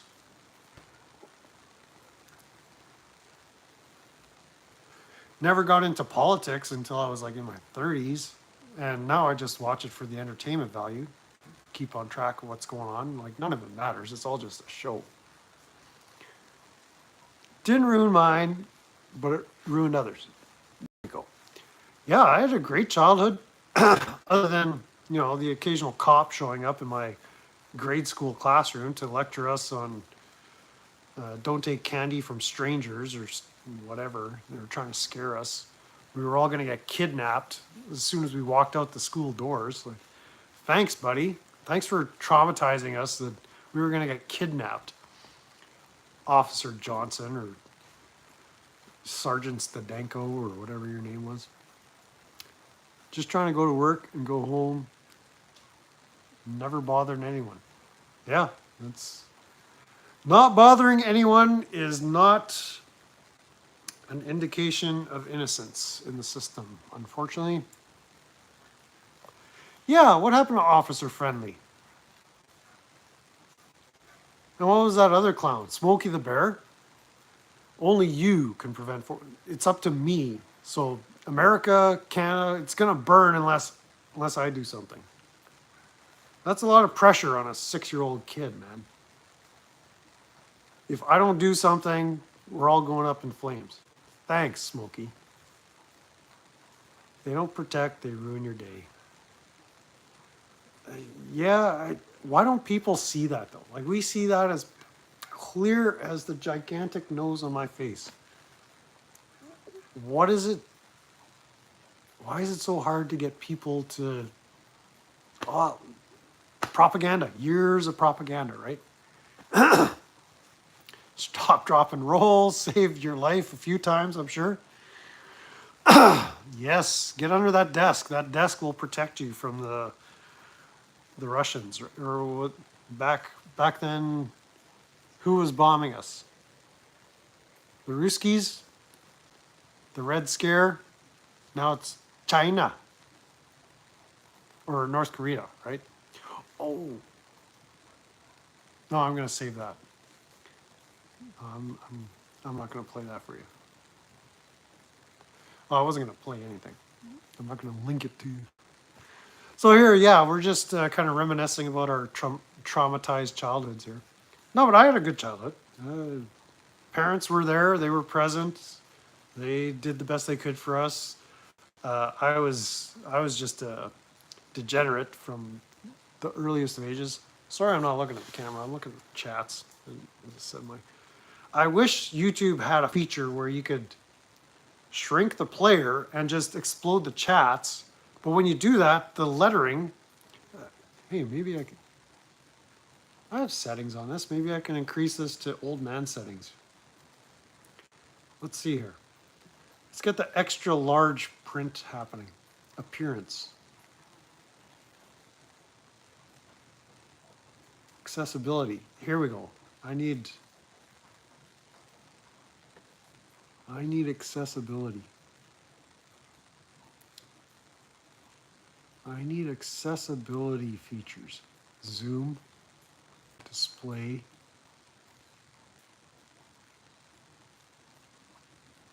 I need like the big 1/2-inch lettering. Dang, where is it? Display? I don't think so. Increase contrast, no. Text size. Oh, here we go. Here we go. Let's see what happens here. 20 point. Ooh. Didn't do anything. Didn't do it. Well, I'm going to refresh this. Let's see. I'm not going to see the chat for a second. Let's talk amongst yourselves. That would be great. But no, YouTube should have this feature where you could blow up the chat box. Let's see, did it work? Because I don't need to watch myself talk. Yeah, no, it's the same. So what did I do wrong? I want to see like gigantic letters here. Oh, let's try DuckDuckGo settings.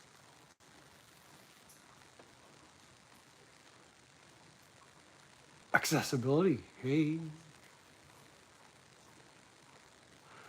Default page zoom. Oh yeah, let's go like 800%. Oh, it only goes up to 300. Okay, let's double it. 200%. Oh yeah. Okay, how do I get out of here? Do I have to click on anything?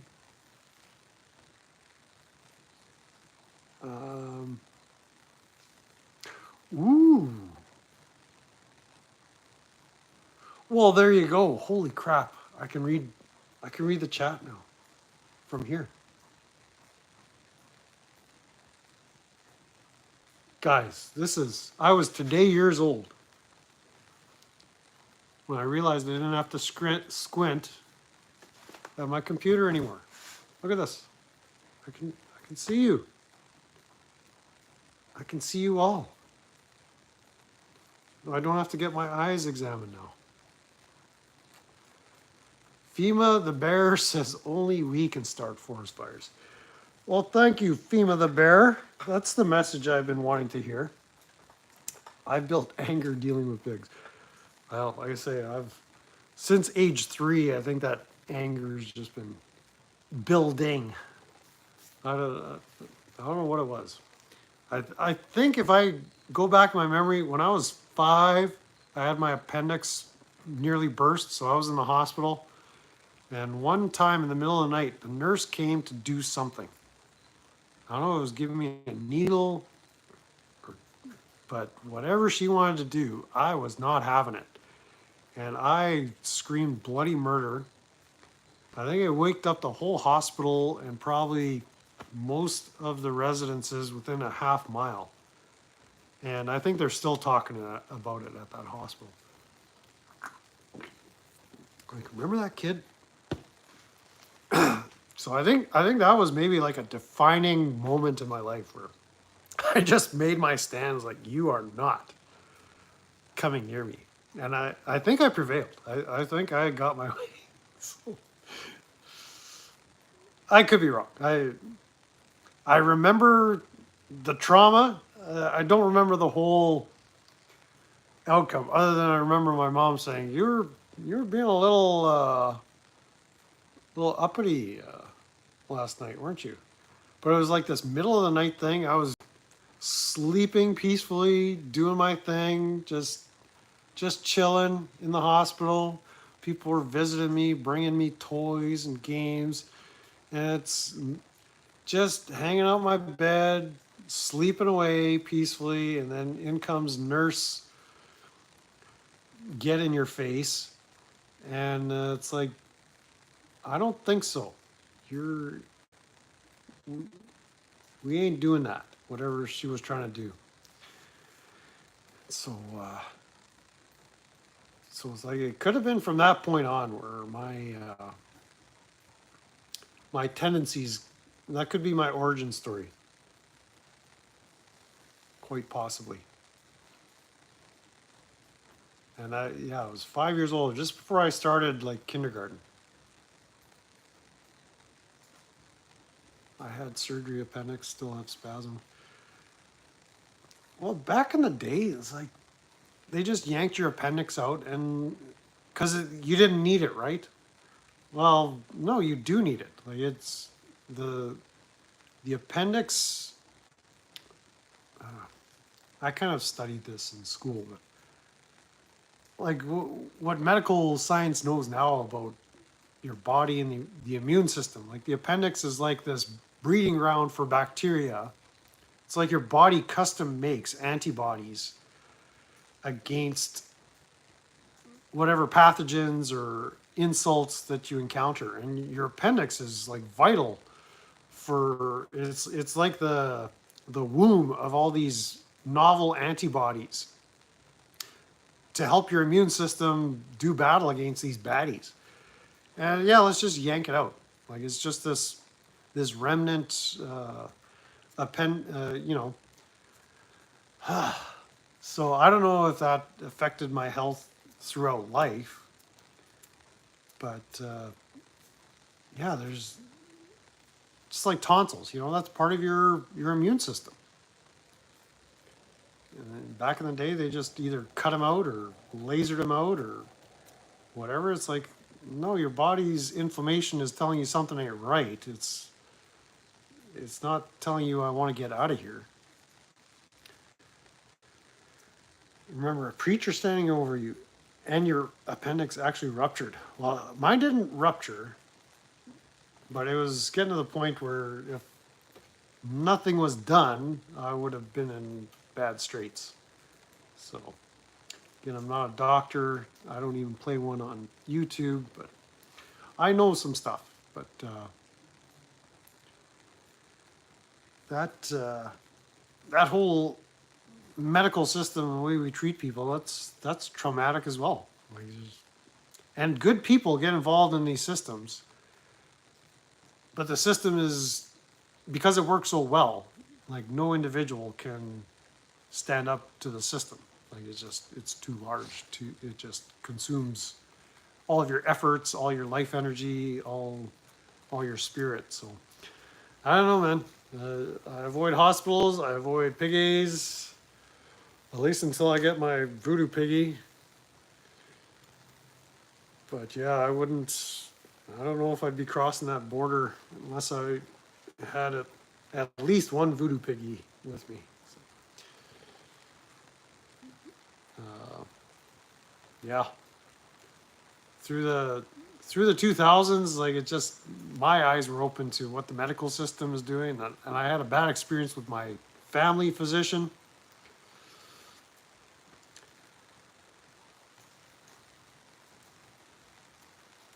And I'll just respond to your comment in a second there, Dad. It's like I had this great family physician. I was going to him for years. He was helping me out with some things. But then one time I went to visit, and he got this computer, and he was a boomer, and he didn't know one stick about anything electronic. And so he was typing my symptoms that I was complaining about into the software and then waiting for a readout. It's like, what are you doing? Like, you're just letting the computer diagnose and prescribe now? It's like, oh, it's a new system. But it's like he was this compassionate guy, and then he turned completely stupid. I went to him with some complaints. He's like, oh, you're just born that way. It's like, oh, think so. So it's like, I don't know if he stopped caring or stopped knowing what he was supposed to be doing, but I stopped going to him. It's like, I'm gonna deal with my own best judgment, wisdom, and trust in God for my health at this point. Like the system is just too nasty. No, you get localized peritonitis when your appendix becomes inflamed is usually removed, although the great momentum will seal the appendix 92% of the times, as I've read in Hirschler's monograms. So yeah, you're given the detailed mechanism, but it's like the treatment was just mechanical. It's like inflamed appendix, let's yeet it and call it a day. So I'm not saying I know the right procedure, but what we've been doing up to now may not have been in everybody's best interest, or at least not the individual's best interest. So I hear what you're saying, Dad. I again, I'm not a doctor. I was hoping to get into medical school at one time back many lifetimes ago. So I think I made this comment in one video at some point in my long illustrious YouTube career, but because I never took biology in high school. We just had basic biology in like grade 7 and 8, that kind of thing. But at the university level, that's when I first took my first biology course. Because in high school, I had physics, chemistry, and math, because I wanted to get in engineering. So you didn't need biology for engineering. And then later I went back to school and I wanted to get into med school.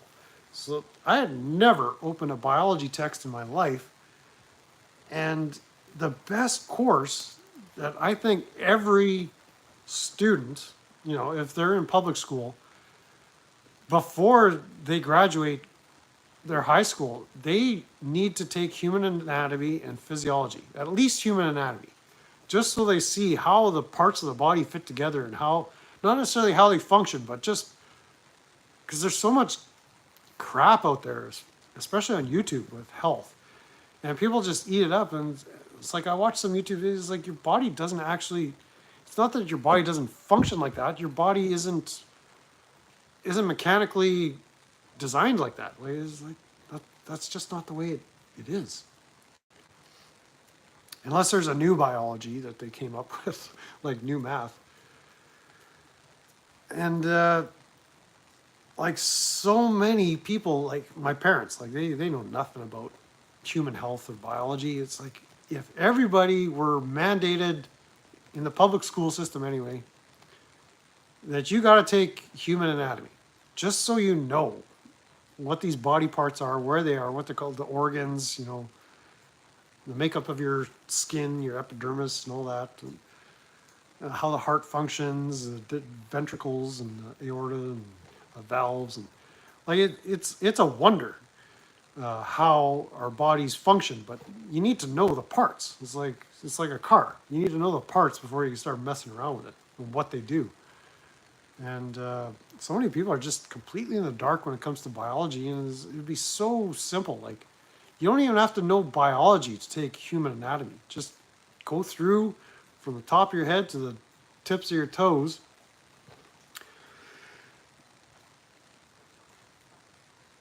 Cutting open cats and cats. We had frogs. We had pig hearts. Or sheep hearts. We didn't dissect any damn cats. In Springfield, they're cutting the dogs, they're cutting the cats. My mother read the Dr. Spock book. Oh, she knew the symptoms. My doctor let yours rupture. He said, "'Tis but a cold. You'll be fine."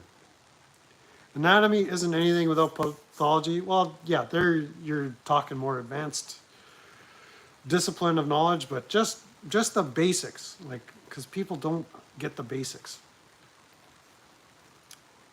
You have not only the need to know how it fits together, but how it's taken apart. Yes. So I never actually took a pathology course, but human anatomy and physiology go together. But you could do the anatomy by itself. The physiology gets into a lot of the chemistry at the molecular level.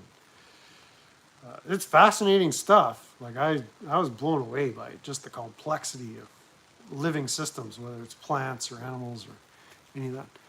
I'm gonna smudge it. Oh, those flies are blocking the camera. They're not pooping all over the camera. But your average Joe walking on the street, he doesn't know his femur from his skull. I mean, nursing school was rough. Yeah, nurses they get a rather intense download of information, which is impossible to digest, at least through the study phase, like when you're in class. And then you're doing your practicum up here, then it's just exhaustion physically and like just I feel for nurses, man. That's a tough vocation. I'm not saying I know a ton of nurses, but they're all kind of shell shocked. and when I was trying to get into medicine, I never really got invited for an interview, and I was okay with that.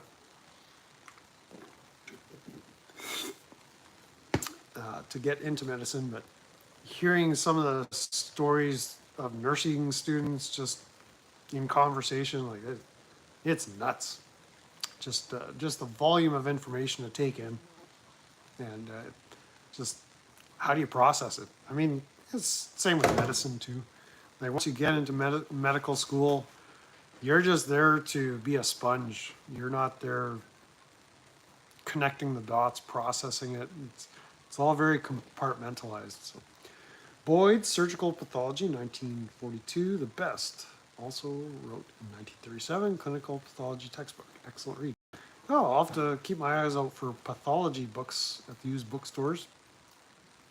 I'm hoping I can unload my textbooks because they're essentially garbage now. Then the job, yeah. And then you go to work as a nurse, and it's worse than everything that came before it combined. I work where there are a lot of behaviors. Okay, we can all imagine what that means.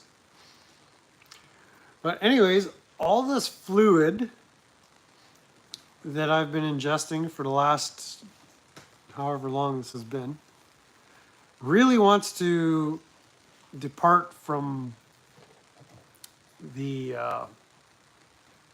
container that is holding it in. So I'm going to have to do a release of some of the waste, if you get my meaning. And so I think we're going to have to say that's all for now. Unless we could just torture test my bladder, see how far we can take this. I am a former truck driver after all. And I've made my bladder do things it didn't want to do, and many a time. So, but the older I get, the more I realize it's maybe not the wisest thing. Mr. Osgood, just in time. Everybody say hi to Mr. Osgood. I'm just gonna run out the garage door here. I'll be back in about 45 seconds. Maybe Pepper will keep you entertained for a second.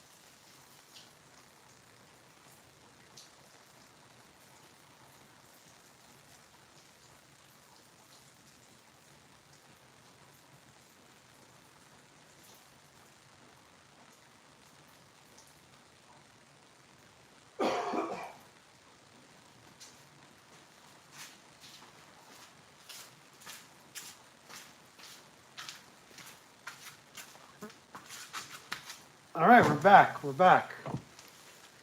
We're back. I made that wet spot on the driveway a little bit wetter. This has been. Let's talk about the weather for a minute. I think we beat the biology into a bloody pulp already. Coffee. Whoa, Dad, that's a great idea. That is a fantastic idea. Who's up for some coffee with Dad? August. August around here is usually dry as a bone. And we're just around halfway through the month, right? August 17th. We've probably had 4 inches of rain this month. Like, it's crazy. Like, I'm not complaining necessarily, but sort of for the farmers, a lot of the cereal crops, they need to be ripening. The corn was not necessarily drying out, but the hay farmers, they got their alfalfa and their grass cut and baled through July. But guys that are trying to do it now, like it's wet to cut hay. But all the cereal crops and oil crops, canola and corn and all that, like that needs to be ripening now. It's like you don't do that with 4 inches of rain in August. So just kind of, it's been a great summer for me. Not overly hot. We only had a few days that were in the high 80s. Maybe a couple of days where it got into the 90s. Been raking leaves all afternoon. Huh. Like temperature wise and for the conditions, like, but nothing in the garden is ripening necessarily. Like the tomatoes, I should have some red tomatoes by now. We have had thunderstorms like crazy here. And a bunch of them, they just show up. Like there's no rain forecast that day, and then we get a pounding of rain, not hail so much, but we've had drought years, but I have not seen weather patterns like this. Well, the last couple of years have been pretty wild. Pretty wild. And I'm not complaining, I'm just saying it's definitely out of the ordinary. The climate is changing, but and it is human caused, but not you and me. It's by the rainmakers. It's in the 90s right there. You guilty largemouth bass turd. Did you hear what he called you, Pepper? What's the matter talking some shit here now?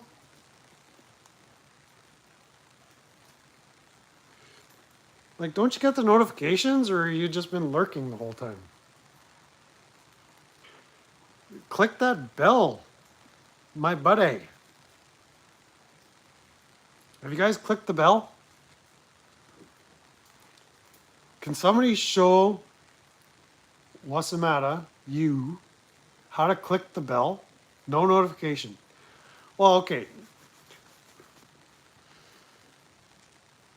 Now we know you're lying.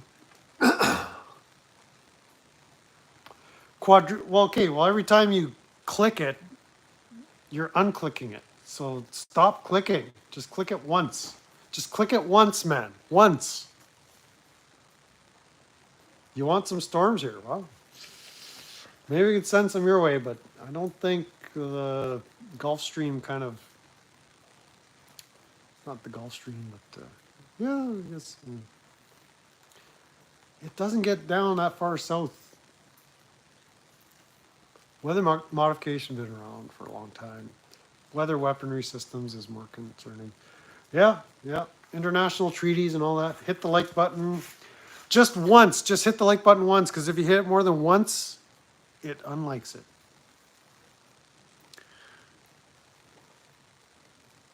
Oh, I got the notification. It just didn't appear in my list until a few minutes ago. Do you guys believe him, or is like this just sounds like a story? And he's number 3 in the chats. What is this? Whatever, whatever. YouTube knows what it's doing.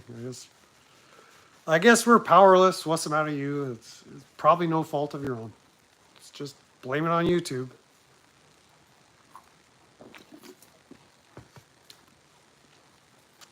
I always get notifications. I don't know what you're doing. Are you watching this on a Nokia, or like what's the issue?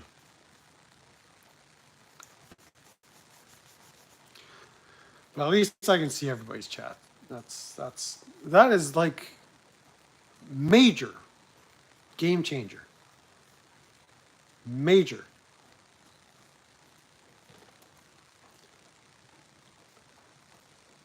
Hit that like button.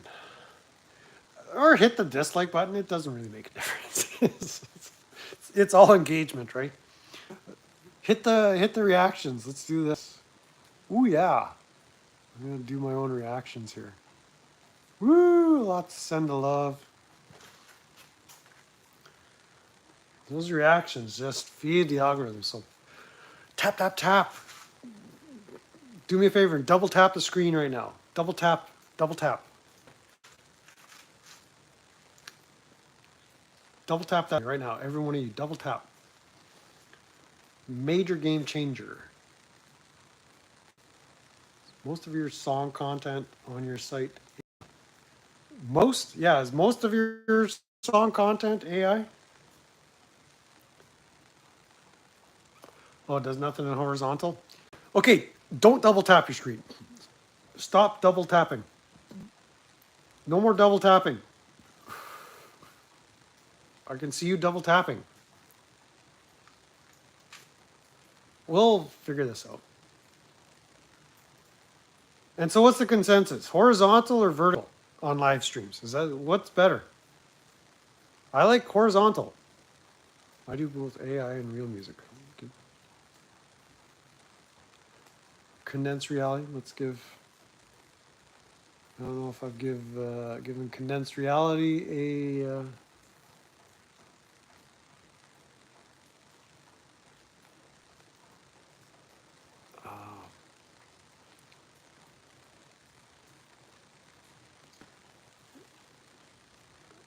Oh, I did. What did I do? Oh, it's all good. Boom! 200 point. I'm not subscribed to you? Okay, well, let's take care of that.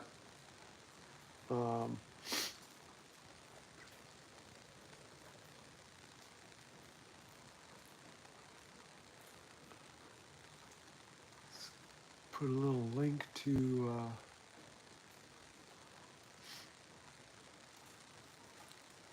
this here channel.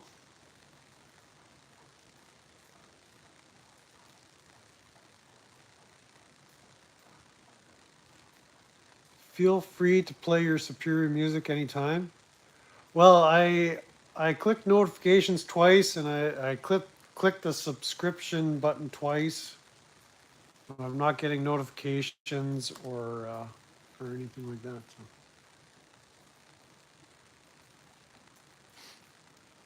So that's condensed reality in the chat. That link. Hello, conspiracy music, and let's.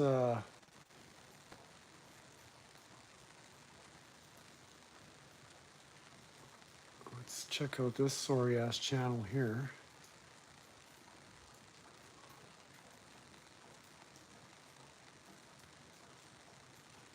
Give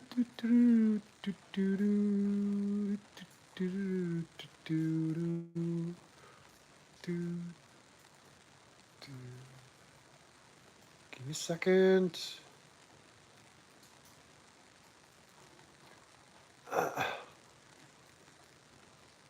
Used to promote on this channel? What does that mean? But haven't done it over a year due to reasons. Oh, private streams? Okay, so here's what's the matter you sorry ass channel. Put that link in the chat. Justin, welcome in. Let's see what's happening here. Oh man, look at these. This is great. Like I say, game changer. I'm liking this this old man computer display. I'm just doing this out of habit now. I don't even need to do that. Okay, where there's more. Here we go.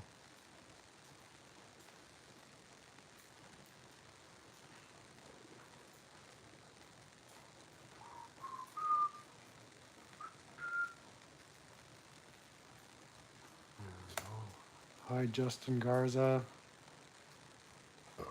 Justin is big on the emotes. I love the emotes. I love emoji art.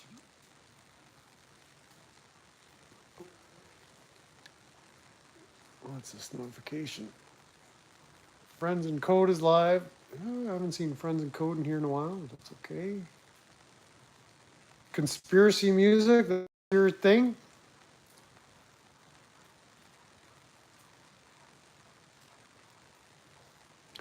Oh, that's your music channel or what? It's what the heck? What am I doing?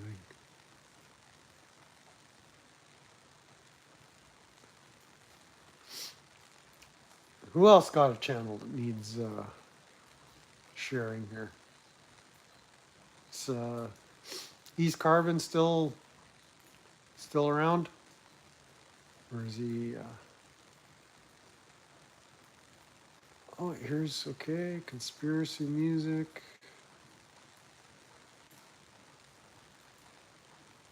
So we can all find each other.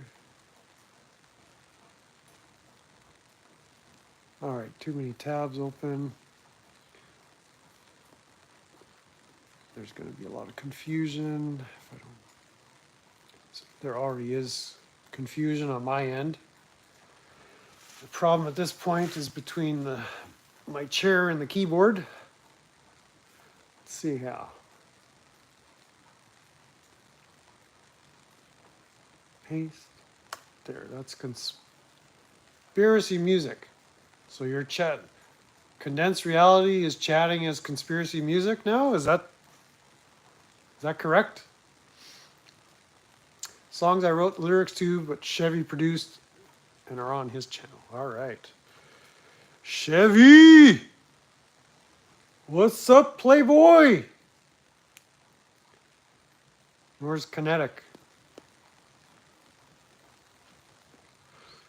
Having fun with this channel, don't have to worry about copyrights. There you go. Yeah, Dad, do you have stuff going on your channel? Let's do a little clicky poo here. And Larata.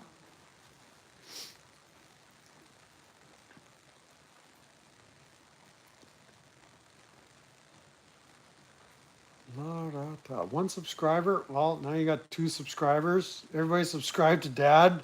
Maybe that get him making some content. I'll post the link. You're gonna have more subscribers than you know what to do with.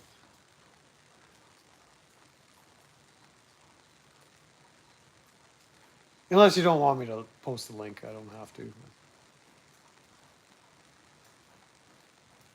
Like and subscribe. Justin, do you got content?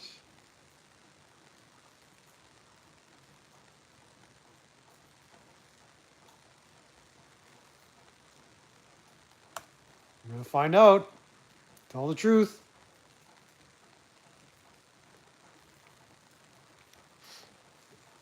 Don't be making up shit like what's the matter you saying he doesn't get notifications and stuff like that. When we all know he does.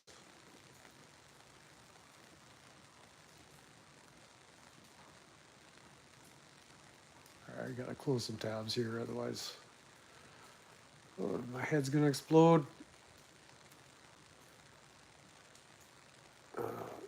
Justin Garza. Yes. I didn't know you had anything happening here. Ooh. That's nice.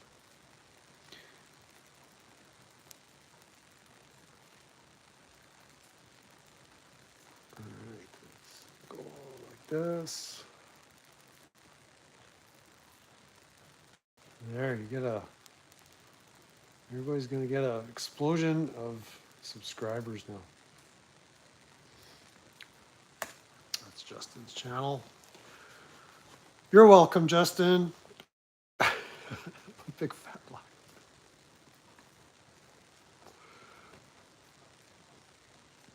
Jody's channel is what? What do you got going here, Jody?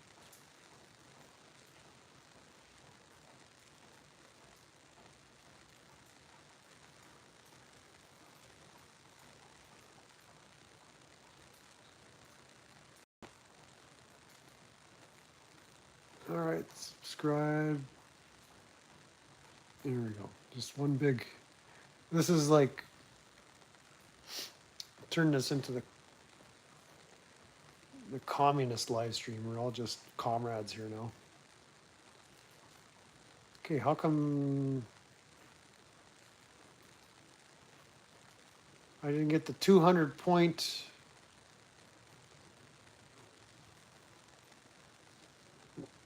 text on that one? So, there you go. There's Jody's channel. Make some content, Jody. Say something to the universe via YouTube. Who'd I miss? Let's see who's still here. I think ECE pieced out.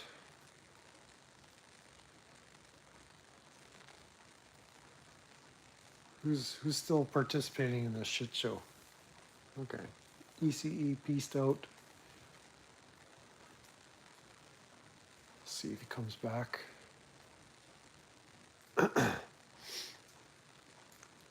No, this is good. There's a lot of channels that do this, or else they mod everybody. But either way, I've doubled my subscribers. Yeah, I guess mods have a place, but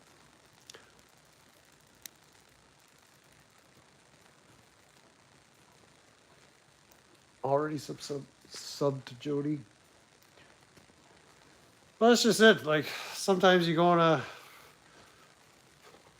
Bow live stream or a Chili live stream, you don't know all the other people. They're doing their things, and some are obvious if they have such and such audit in their channel handle. Okay, you kind of know what that they've got content. I never post publicly, but I thought about it. Do it, Mr. Osgood. You got any content? You wanna shout out link? Let's see what you got cooking here.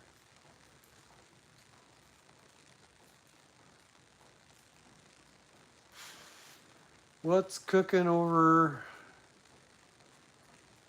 in the land of Oz? Ooh.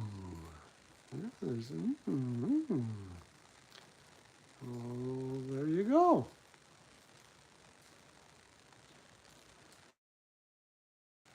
How about that?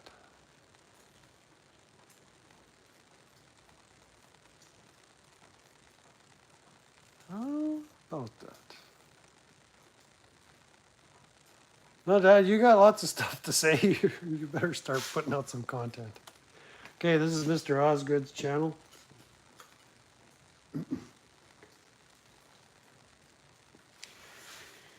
And then I think Pepper needs his own channel, right? Get out of here, fly. What do you think? Pepper, Mr. Pepper channel?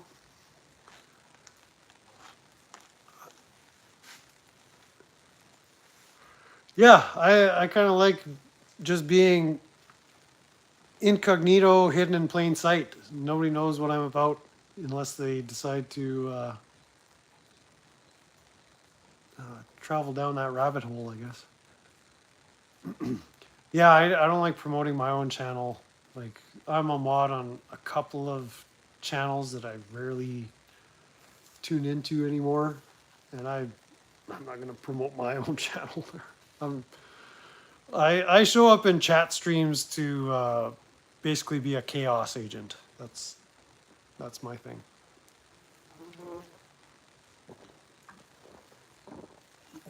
And I think I do a pretty good job. I don't want a target on my back because of my big mouth. Well, shall we share the bad news with Dad? You already are a target. Uh, it's just how big a target, I guess. You're not going to get in any more trouble saying something on YouTube than if you keep it to yourself at this point. So that's the beauty of the explosion of data. Like, sure, they got the data centers, fusion centers, and all that. It's like, what are they going to do with all that data? So, okay, yeah, social credit system. We'll find a way around that. But they already know who all of us are. Like, the FBI is watching, the Bilderbergers are watching, BlackRock is watching. Like, everybody knows what we're talking about here. So, Wanda Maya's in jail for nothing. Yeah, Jody was talking about that early. Josephine Psych. I don't know what is that? Is that a channel? Help me out, Jody. I don't know what Josephine Psych is.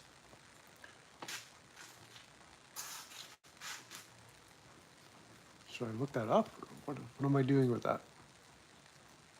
What am I supposed to do with that?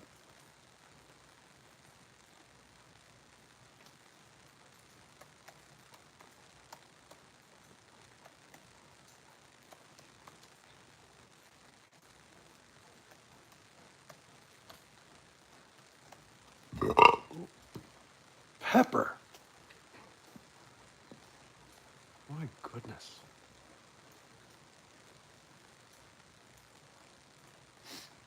Okay, I see the channel. What is this?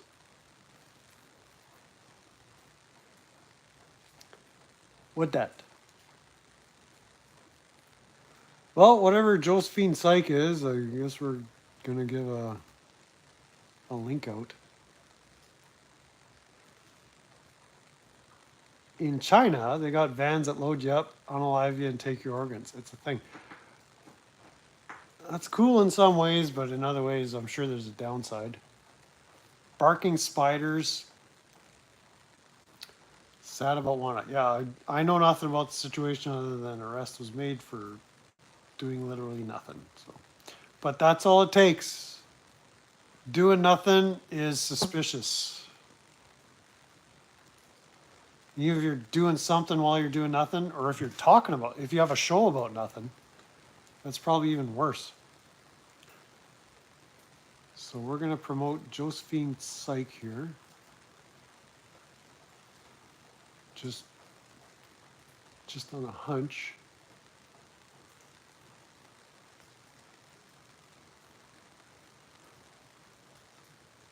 Sharing the live. Share the live, share the love. Let's hit that love reaction button. Lots of smiles for everybody. There you go. Double tap. No, don't double tap. Oh, I was asking a minute ago. What's the consensus?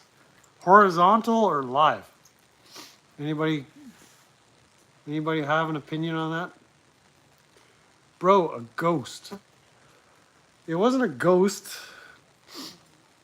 per se. It was a demon.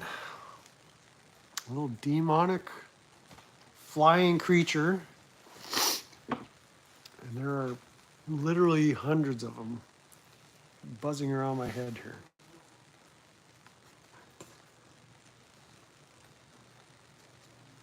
And they're just your basic housefly. Looks like a shadow person, yes. Well, Maybe it wasn't a fly. Maybe you're right.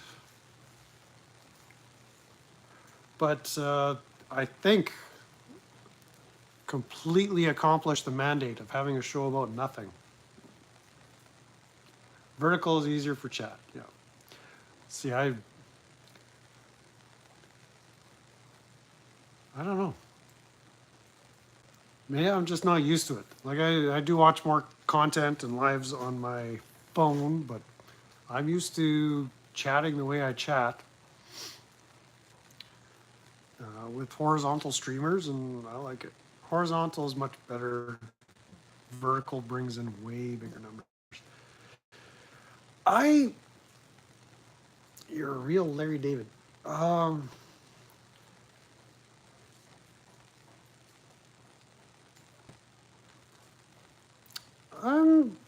accept that comment.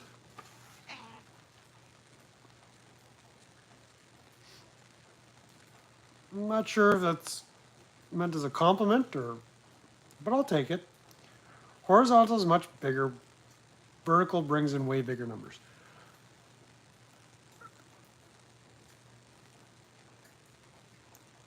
I don't know if I agree with that.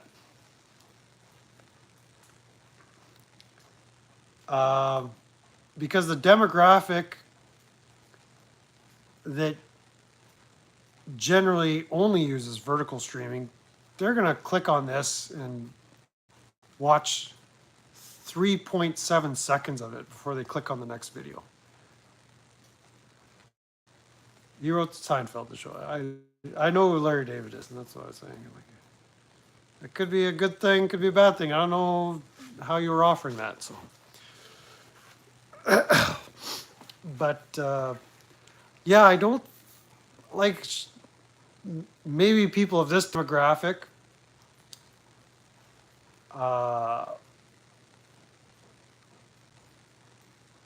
Like the people that are currently here, you would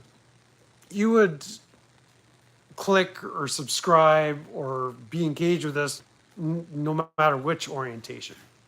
But if you're say under 30, I don't think it would make a difference. And no shadow banning.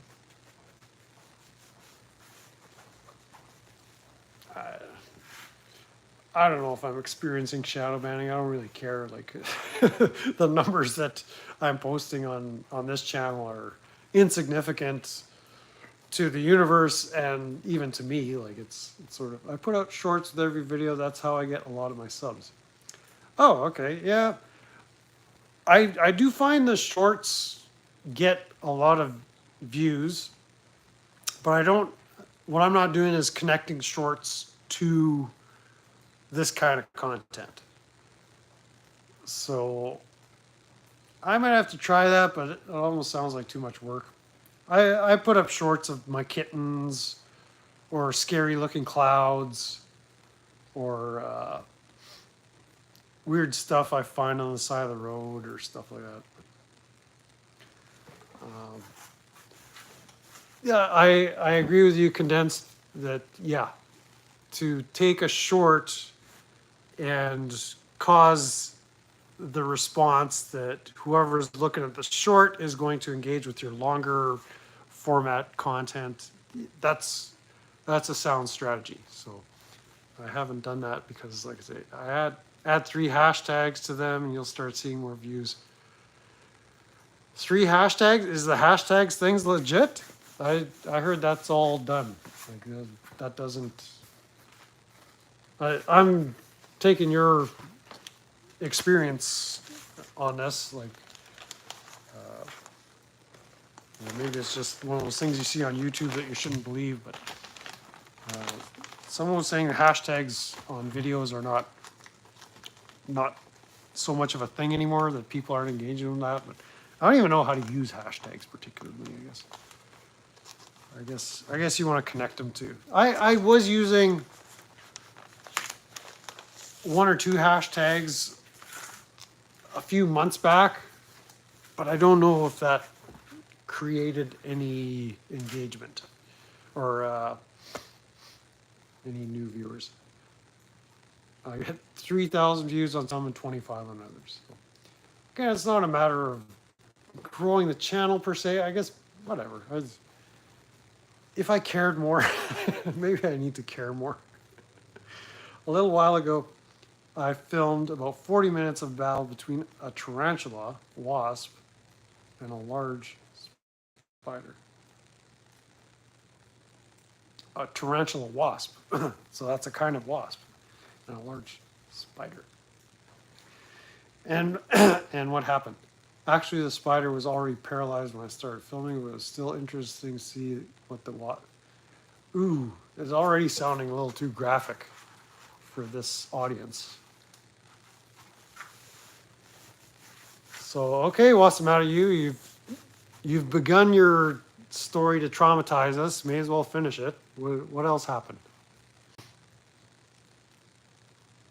I'm waiting. Add 3 hashtags to them and you'll start seeing more views as well. So, yeah, I'll give some of this stuff a try. Like, it's not going to hurt. It's not that much work. It's not that, I mean, even for a lazy, the wasp lays its eggs in it. Even for a lazy guy like me, I could probably put a hashtag on a video or 3.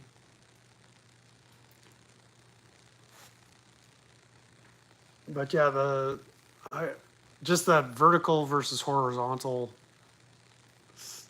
Some people are ready to die on that mountain, but just what I'm used to is horizontal. That's what I view, so that's kind of what I want to produce as far as content. But yeah, shorts can be fun. There's a content creator I gave a shout out to in a very early stream when I was doing the Standing on the Shoulders of Giants series, like how I became a content creator, transition from consumer to creator on YouTube. And I'll get back to your trauma story in a minute there, what's the matter. But there's a great channel called Barricade Garage.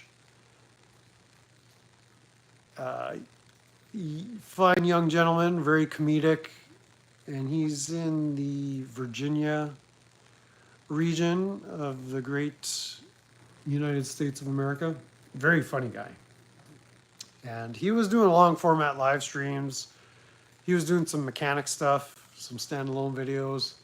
But now he's doing almost exclusively like little comedy shorts. And it's pretty fun, but I miss his live streams. Like he's a very, very astute guy, wise beyond his years.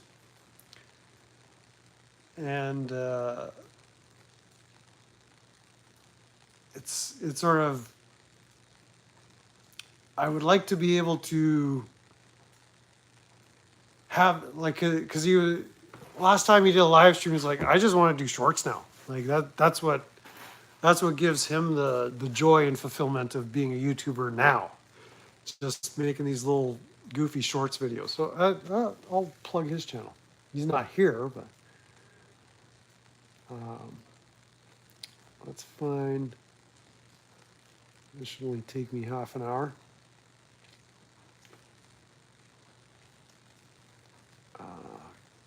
Let's do this.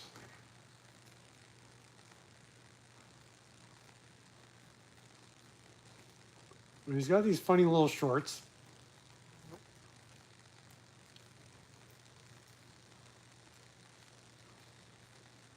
And that's just what he's into now, is the comedy shorts. So I would like to make that kind of content. Just goofy little stuff. But I like doing this. I like these just shows about nothing here. Did YouTube unsubscribe me from him or what? No, he still comes up in my feed. He hadn't made content in like over a year, and he just kind of came back last few months. Good grief, I better see if I'm... Oh, that's right. He's not doing it under Barricade Garage. He's doing it under this one. Right, it's a different channel. So I'll find.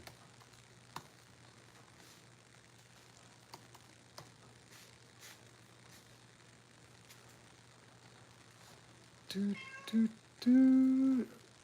I'm subscribed to that. I wonder if Barricade Garage channel is still around. I'll have to look that up.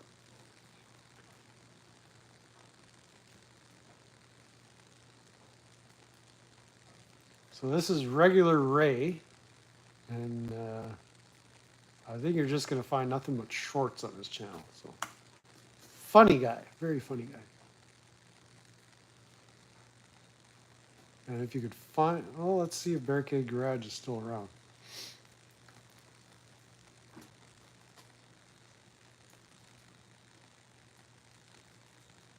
Maybe you took that channel down, I don't know.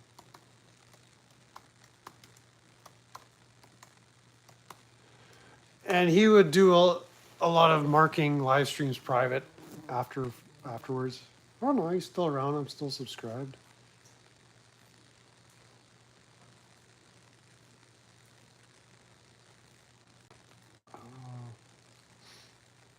So Barricade Garage, go back and like some of this stuff is just pretty savage.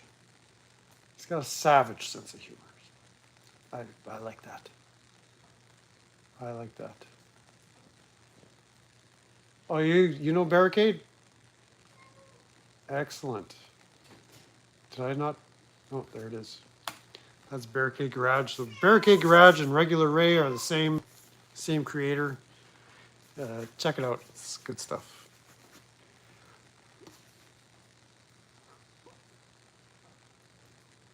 Okay, let's get back to what's the matter with you and his spider story. So the wasp. This is the tarantula wasp. Look at him just buzzing around, looking for spiders. Ooh, what's this? He found a large spider. Well, actually, the spider was already paralyzed. Oh, gross. Do you see what he's doing? It's laying its eggs in it. Oh, God. Oh. When the babies are born, the spider is still alive. It's just paralyzed. So it's, oh my God, that's disgusting. So it's the ultimate fresh first meal. Oh, look at the little wasp babies. Aren't they cute?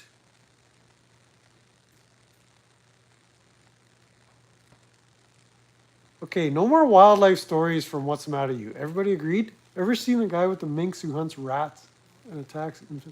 It's fascinating. The World Wide Web versus white Anglo-Saxon Protestants inserting their cyber eggs. All right, interesting take. You're making connections there. Saw online a guy who once hunts with ferrets and dogs together, wiping out entire colonies of rats. Well, now we're just talking genocide of species.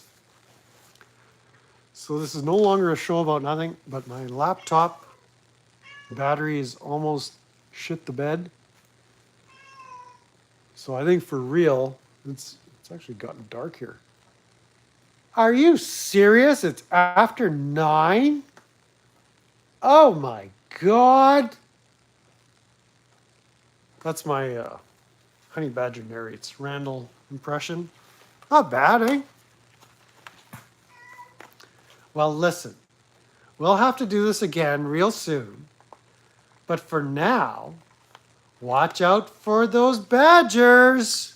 They just might bite your balls. I didn't know you'd be so squeamish. It's a bit of a ruse. I mean, I butcher my own animals here, not the cats, but yeah, that's my Randall impression. So I gave that link. Oh, that link might not be. That link you might not be able to look up because we had chat replay. I hope it's enabled now. But let's, one more shout out to Randall. Let's see, where's his channel? Where's that channel? I mean, this was big 10 years ago. Like when the internet was still good. So these are all old videos, but they're pretty funny. Honey Badger, don't give a fuck. So here we go. Here's Randall. And, yeah, it takes a lot to actually squeamish me. So that was just my superior acting skills. The fake squeamishness. What do you call that? Well, acting. I was acting. But in any case, my computer laptop is not acting. It really is hurting right now. But I think that's enough talk about nothing for a Sunday night. We all got to know each other a little better. We all know our channels and where we live, where to find each other. So I think that was a good couple, 2, 3, 4 hours well spent. When did we start this shit show?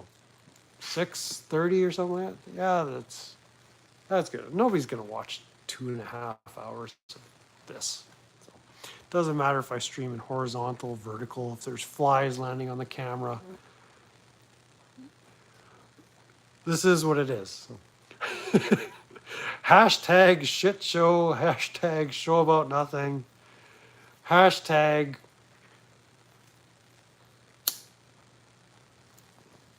click the notification bell, what's the matter you? And stop lying. Why are you always lying? I don't want to be mod. I don't want to be a mod anywhere. I just want to be Brent. No wrench. Can you just take away all the wrenches, please, so I can enjoy YouTube like a normal person? Mods. Who came up with mods? Whatever. I'll go find your channel. If I have to, I'll leave a comment, I guess. So there we go. Show about nothing. That's the weekend. Hope you all had a wonderful one. Let's try again. I'm aiming for Tuesday to do that tractor wrenching. By then I'll have that new precious music in my grubby little hands. The reason you want to be a mod is because YouTube will censor a lot less of what you say. I actually haven't been finding YouTube algorithm affecting me. I don't know, unless I'm just not privy to it or not noticing it. But I don't know. I'll have to explore what that means exactly. What's the matter? What's the matter? Yeah, I guess being a mod, you can post links and all that, but I don't really care. I'll post links on my channel, not somebody else's channel. Tucson Please Sucks makes everybody a mod. Right. So when you're all mods, like what's the difference if you're all mods or nobody's mods? Like, yeah. I don't get the mods thing. I guess there's some practicalities of it. If you got a really large channel and you got a bunch of trolls that you don't want coming in, but where are the trolls? I mean, beside present company. So that's it. I'm done. We're done. Flies are everywhere. Yeah, 1 hour. No, 170 minutes, almost 3 dang hours. Like that's enough of this already. Enough.